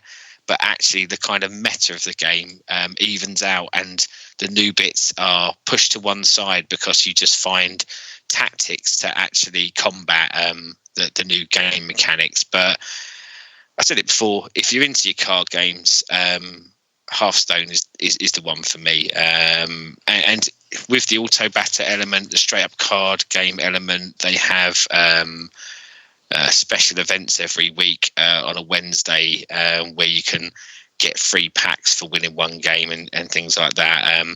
There is a barrier to entry because you'll never be a top player of it unless you're willing to put money into it. Yeah, and a lot of time. However, you don't really want to be a top player. I mean, it's played by millions, and I think you just want to be competitive at the level that you're at, and it's quite good at that. Like it's matching engine for who you are going to play against. It is good. You don't tend to get smashed in any matchups unless you've got someone who is ranking up, because there's 3 different servers that you can play on. There's a North American one, an Asian one, and a European one. And I think quite often, if someone's playing on the Asia server and they get to the top rank, they then start a new account on Europe and start ranking up. So sometimes you get the odd match where you play someone who's overskilled or has got all the cards. But yeah, give it a go. I mean, for listeners, like, it's free. You can pay to play by buying packs of cards, but it gives you a load of free stuff each week anyway. And you just build a deck, build one that you enjoy, and just play it. The ranking system they have on it has been improved so that you feel like you're progressing, but you'll probably top out way away from, as I say, those top end players. But those top end players tend to have Twitch streams, like we were saying earlier, and they're playing it 12 hours a day, and they get all the cards for free. But just don't aim for that level. Just aim for the level where you find it fun.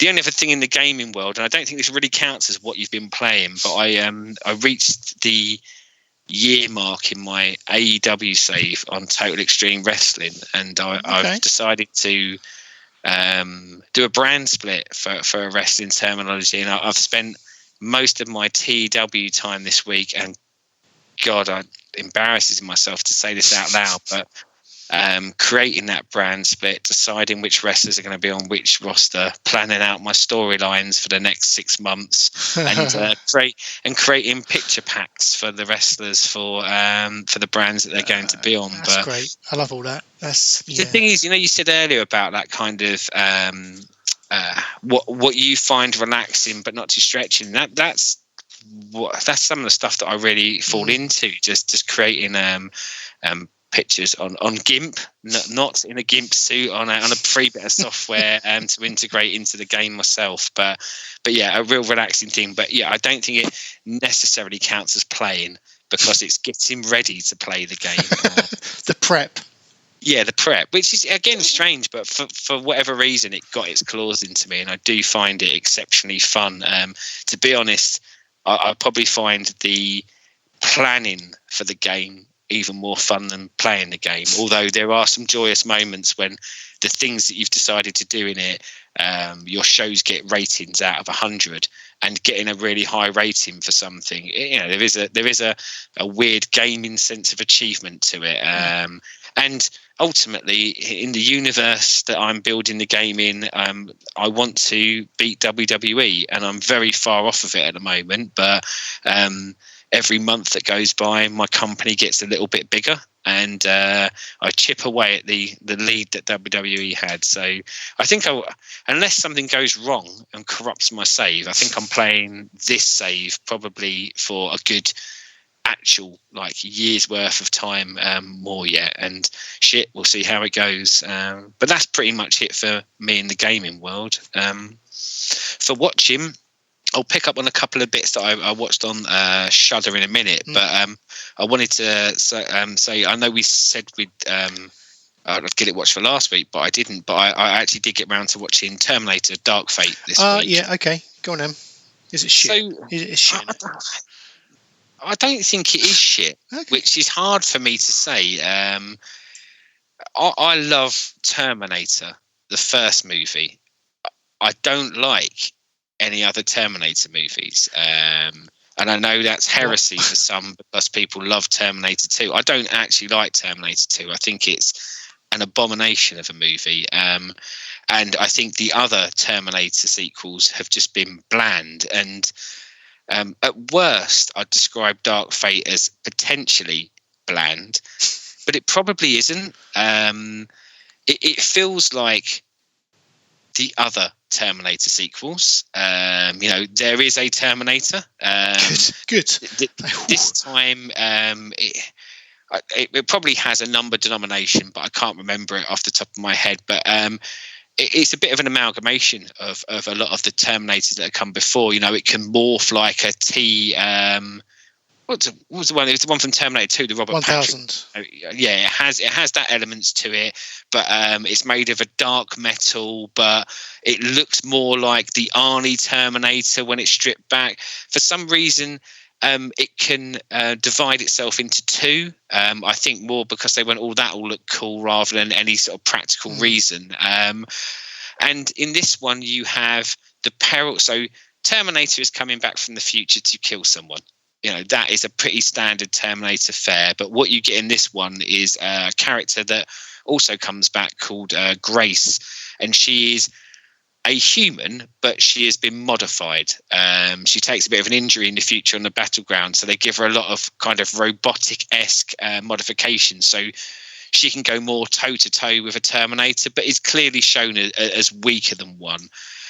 So she comes back to save a lass, and during the first confrontation, Sarah Connor turns up, because you can't have a Terminator movie without Sarah Connor, and then you get some cringy moments, I'll be back moments and stuff like that. But yeah, I mean, the premise is that the new girl is going to be the parent of the savior of the future. So John Connor is no longer the savior of the future. And I think it actually does fit in with continuity that in one of the other movies, they stopped Skynet, and it isn't actually Skynet anymore that is in the future. It is something called Legion. And, it's kind of touching on, there's an inevitability that ultimately, no matter what you do, the robots will take over and they'll wipe out humanity. Where I think it tries to do something different, and this is why I wouldn't say it's bad, because I do think it tries to do some things. It's got a lot. So the main lass in it is Mexican, and they are in Mexico, and they do a large part around trying to get them through the border into America. Mm-hmm. And there's a lot about border patrol, border policing. So, you know, there is a bit of a social messaging part in that. There's a lot of critique, I think, of Trump America and the treatment of people. So, you know, they have tried to pat some stuff in there. And Arnie is in it as well. Arnie, oh God, I don't even want to say it out loud. So you get a flashback early doors to find out that John Connor, the John Connor, is actually dead, and an Arnie Terminator killed him. When you meet Arnie in this movie, it is many years later, and the Terminator robot has grown a conscience and is now married. What? Yep, and the lass who he married has kids, and he's grown a beard, and what? I know, and it is a bit shitty, but it's actually probably not as shitty as it sounds when you say that out loud. And again, I think they wanted to try and do something different with it. And yeah, as I say, not an abomination. I think the problem is that it's a franchise I'm very burnt out on. And I think maybe if I'd been coming into it fresh and I hadn't seen all the other ones, I might have thought it was better than it actually is. But I mean, I was reading reviews of it like afterwards, and a lot of people said this was like the shot in the arm that the franchise needed. And I think for people who maybe loved 2 and didn't mind 3, do you know what? I think it probably is something that a lot of Terminator fans might enjoy. Okay. And the action stuff's fine, you know, like it does the explosions well. There's lots of fighting, there's lots of gunplay. There's some like big action set pieces based on a plane and stuff like that. But like I watched it with Andrew, and she just went, "Well, that was boring" at the end of it. And yeah, I didn't jump up and down, but yeah, not an abomination. And I think there are worse Terminator movies than it out there. I feel like, as much as I'm not a big fan of total reboots, I feel like if you're going to carry on doing Terminators, I think it's reboot time for me. Just kind of building on, let's say, bad sequels or poorly thought out sequels is probably not the way to do it. And shit, I'd love to see an end of Arnie in it. He's old now, so they kind of have to write it that the Terminator is old, and you just go, it's a fucking robot, isn't it? It wouldn't get old. But, that's the thing. They're so kind of entwined, aren't they? The legacy of Arnie and Terminator. It feels like you can't have one without the other. But I think if you're going to move on, I think you've got to kind of sever that relationship, haven't you? Really?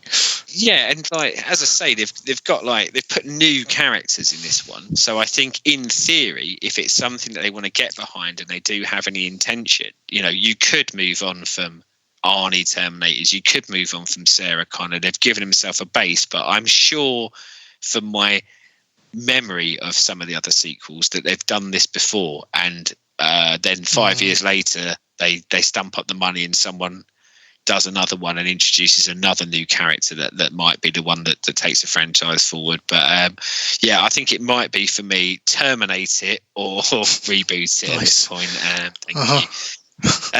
But yeah, it's an action movie. So I think a lot of people just watch it and go, I want to see explosions, and there's plenty of them. So you know, fill your boots if that's your cup of tea. But yes, 1.5 erect penises. Okay. Yeah. And that's generous for me on it, because I mean it could, but you know, it could have been a lot worse. As I say, it's a franchise that outstayed its welcome a long time ago for me. So, but I think a Terminator fan would probably give it a higher penis count than I would. And outside of that, I went as saying to Shudder, watched Host, and so it was an interesting viewing experience watching. It's the first time I've ever watched a horror movie like that with my mother. But the other Shudder stuff I watched, I didn't watch with my mum. I think Midge mentioned this last week. I watched Mayhem, which is a action movie available on Shudder, and it stars Samara Weaving, who is from Ready or Not, who I spoke about a couple of weeks ago, and Stephen Young, who is from The Walking Dead. Yep. But the premise of the movie is there's a virus in the world, and you start off with news clips that kind of bring you up to speed and a bit of narrative at the beginning, but there is a virus going around the world, and when people get it, they lose all of their inhibitions, so they're partial to rage, and their sex drive goes through the roof, and they set up that it's not ravaging everyone on the planet. You see small outbreaks, and when these small outbreaks happen, wherever it happens is locked down by the CDC. And then you kind of get introduced to Stephen Young's character, who is a bit of a cunty lawyer, a cunty law firm. But they do kind of set up that he wasn't always a bit of a cunt. He become that because of the firm he was in.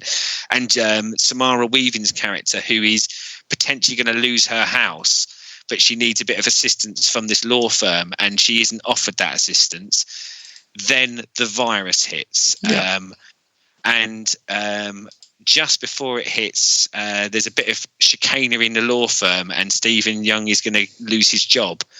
And I guess the action really kicks off with a disgruntled Samara Weaving and a disgruntled Stephen Young in the reception. And then they all get a bit of virusy and ragey. And then for the next hour of the movie, it is all about them going up the floors in the building, knocking 10 bells of shit out of anyone they see, and just sort of rampant violence going on all around the building. It's good. I guess you have to be fine with a violent rampage, which I am. Always. I love a bit of violent rampage, but it's well done. They come across relatively well in it. As I say, the action scenes are quite good. It felt like a total cross for me between The Raid and the Belko Experiment. And I don't think it's as good as The Raid, and I don't think it's good as the Belko Experiment, but certainly well worth a watch, and a fun sort of hour and 40 minutes watch. I was going to say it sounded very, very raidy, I have to say, in its concept. Yeah, and I think it is like...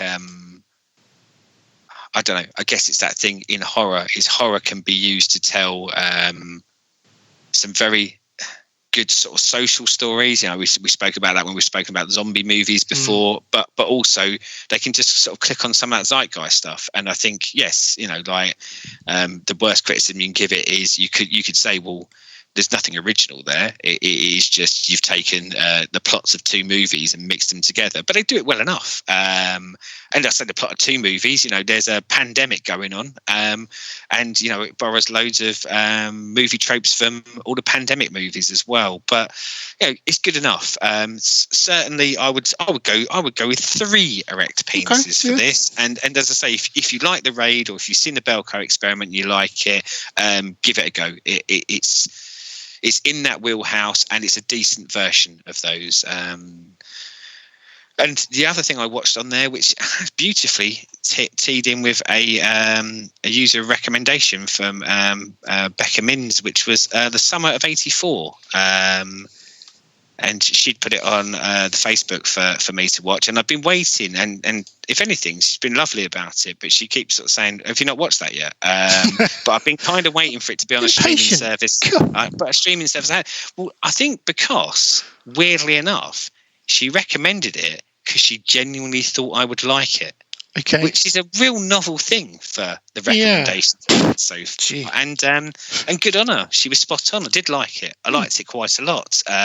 So the Summer of '84 is surprisingly set in the summer of 1984. So it had that kind of nostalgia feel, and it's about a group of kids during their school holidays. So Stranger Things, right the way back to the Goonies. It has all of those sort of feels to it of they're somewhat misfitty in their ways, but they're a tight group of friends. And the peril in this one is that there's a serial killer, and a serial killer that's been active over a long period of time. And in small towns in America, every summer, kids go missing. And early doors in the movie, the kids start to suspect that it might be a copper that lives on their street. And for the rest of the movie, it is very much them doing sort of spying on the copper, seeing whether it's him. Suspicious stuff go on. There's a love story element with a neighbor girl,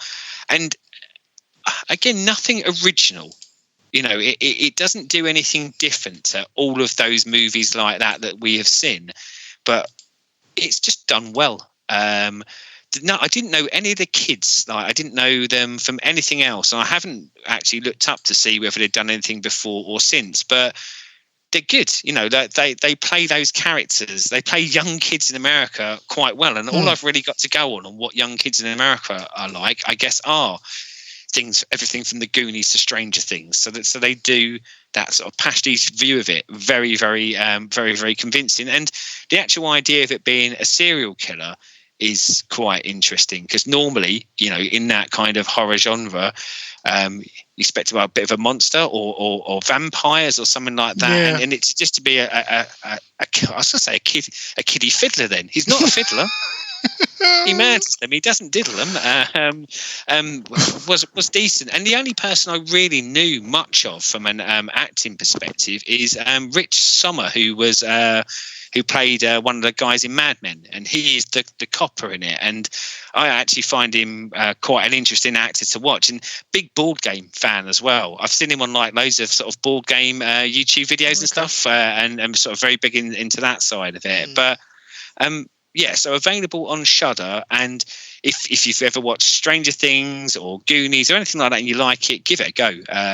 And I want to say the best thing I've watched so far out of listener recommendations. So that's good on you, Becca. Well done.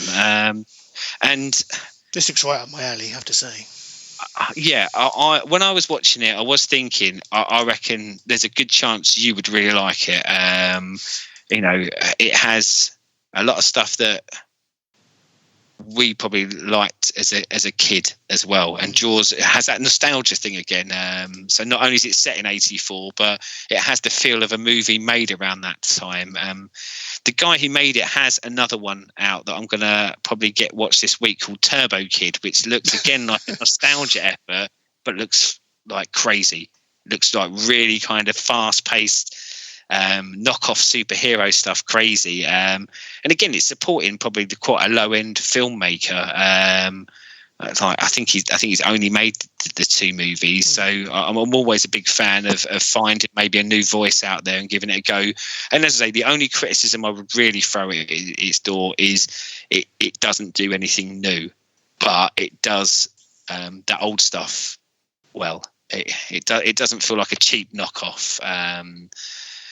And I watched and this is the last thing I'll talk about, and I'll only go into it briefly, and I'll mention it because I know that you watched bits of this, Stu, and Amanda watched the end or had a comment about the end of this, but I watched Loose. Okay, yeah. And I watched this with my mum. That's quite sweet, really. In my visitation with my mum, sounds like she's in prison. Yeah, what? And trying to sort of kill a bit of time while I was around there. Yeah, I did.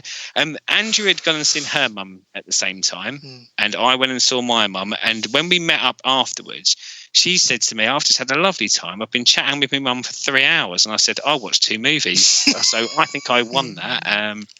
But yeah, Lucy's was the Sky Movies premiere, I think, last week, wasn't it? Yeah.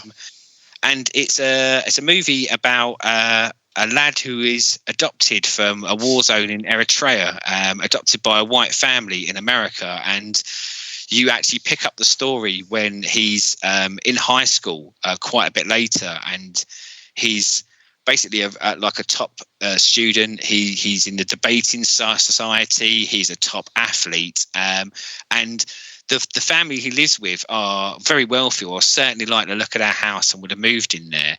But the premise is around he writes a paper that is asked by one of his teachers to write, and it's to talk about a situation in the voice of a historical figure, and he actually picks quite an evil, violent dictator figure and writes a paper in that voice, and then the rest of the movie kind of goes from there, where the teacher alerts the parent about it, and they find some fireworks in the kids' locker, and it's a look at can a kid from a war zone truly have shed the violence that they've probably seen, and is this kid actually let's say a bad egg? Does he have violent intentions, or is he misunderstood? And I found it very, very compelling, because I found it quite tense a lot of the way through it of actually, is he going to do a school atrocity or something like that, or is the teacher just being overbearing and a bit of a fucker? And I thought they did the parents' story very well.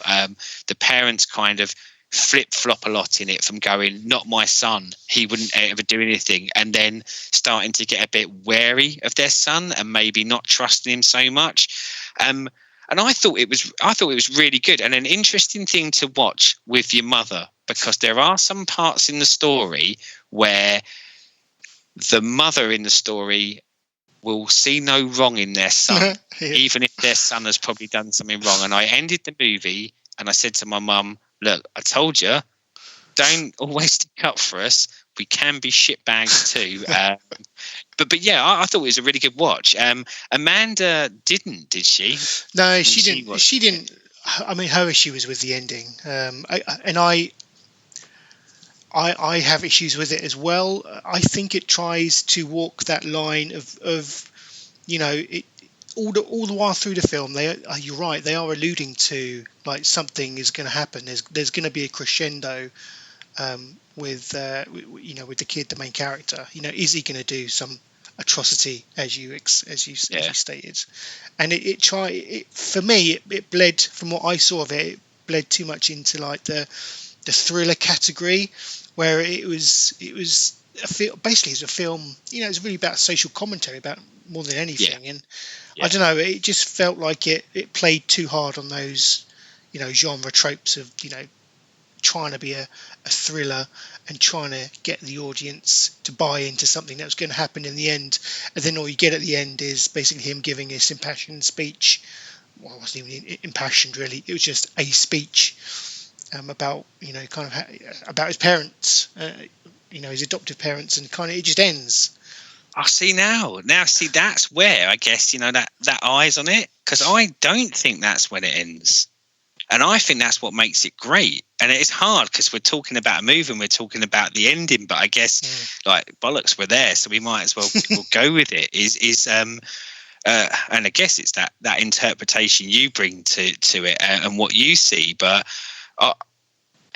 as it goes on, I think they make it more and more obvious or convincing that actually he does have violent tendencies and he is a nasty boy. Like there's actually he arranges quite an intricate plot to take down the teacher and shows what I thought was almost a sociopathic side to him, and then he has a direct, I was going to say, confrontation with the teacher, but it is all very vocal and I guess menacing by that. And you were right, like at the end he goes and gives a speech at school, and the speech at school he gives is about the difficulties of someone coming out of a tough situation, and gets into kind of some American dream stuff, doesn't it? Of going, this is the amazing thing, you come into America. But this is the bit why I loved it, is then you cut away from that and you see him running down the street and he puts on this face of rage and anger. And I took it that what they were saying is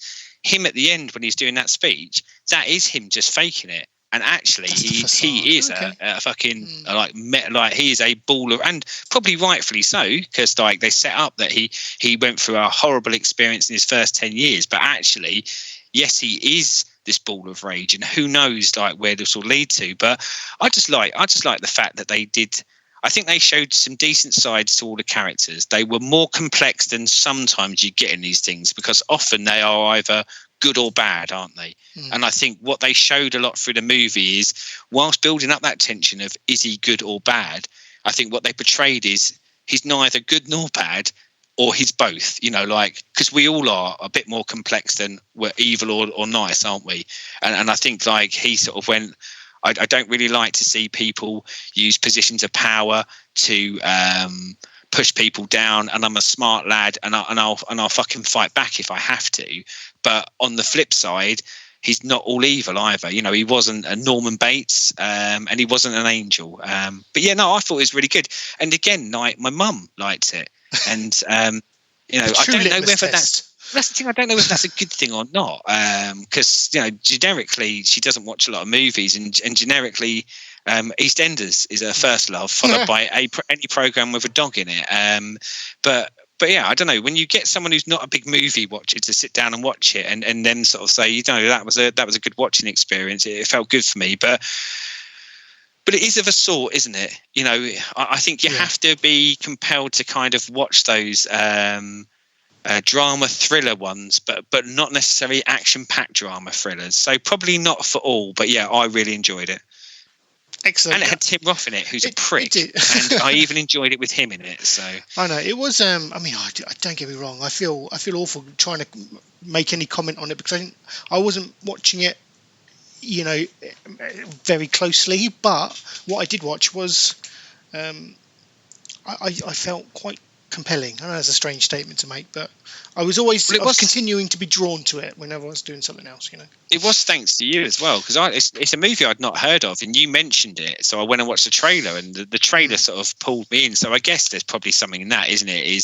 If you're listening to this and you're not sure whether you fancy going or not, watch the trailer, because if the trailer was enough to convince me, and if you think the trailer looks shit, then don't watch it, would be my advice. But yeah, no, decent.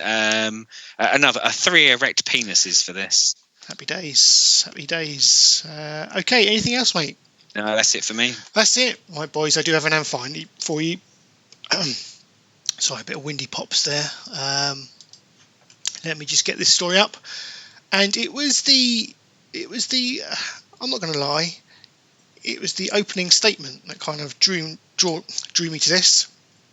And it reads as such, and this is from CNN.com, you know, a well-trusted publication. A man who covered his face with tattoos and turned his eyes black is outraged, and that this has now cost him his kindergarten teaching job. Well, holy fucking shit, I'm not surprised.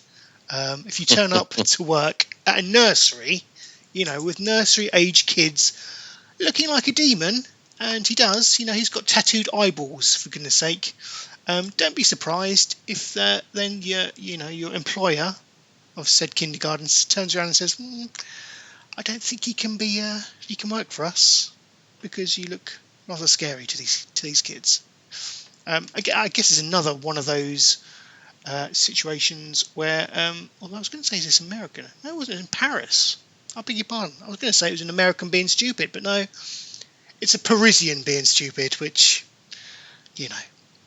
He has gone big time on this as well, hasn't he? When you look at that picture, like, he's not fucked about, has he? He has tattooed every possible part of him to try and I can only imagine he was going for an evil look.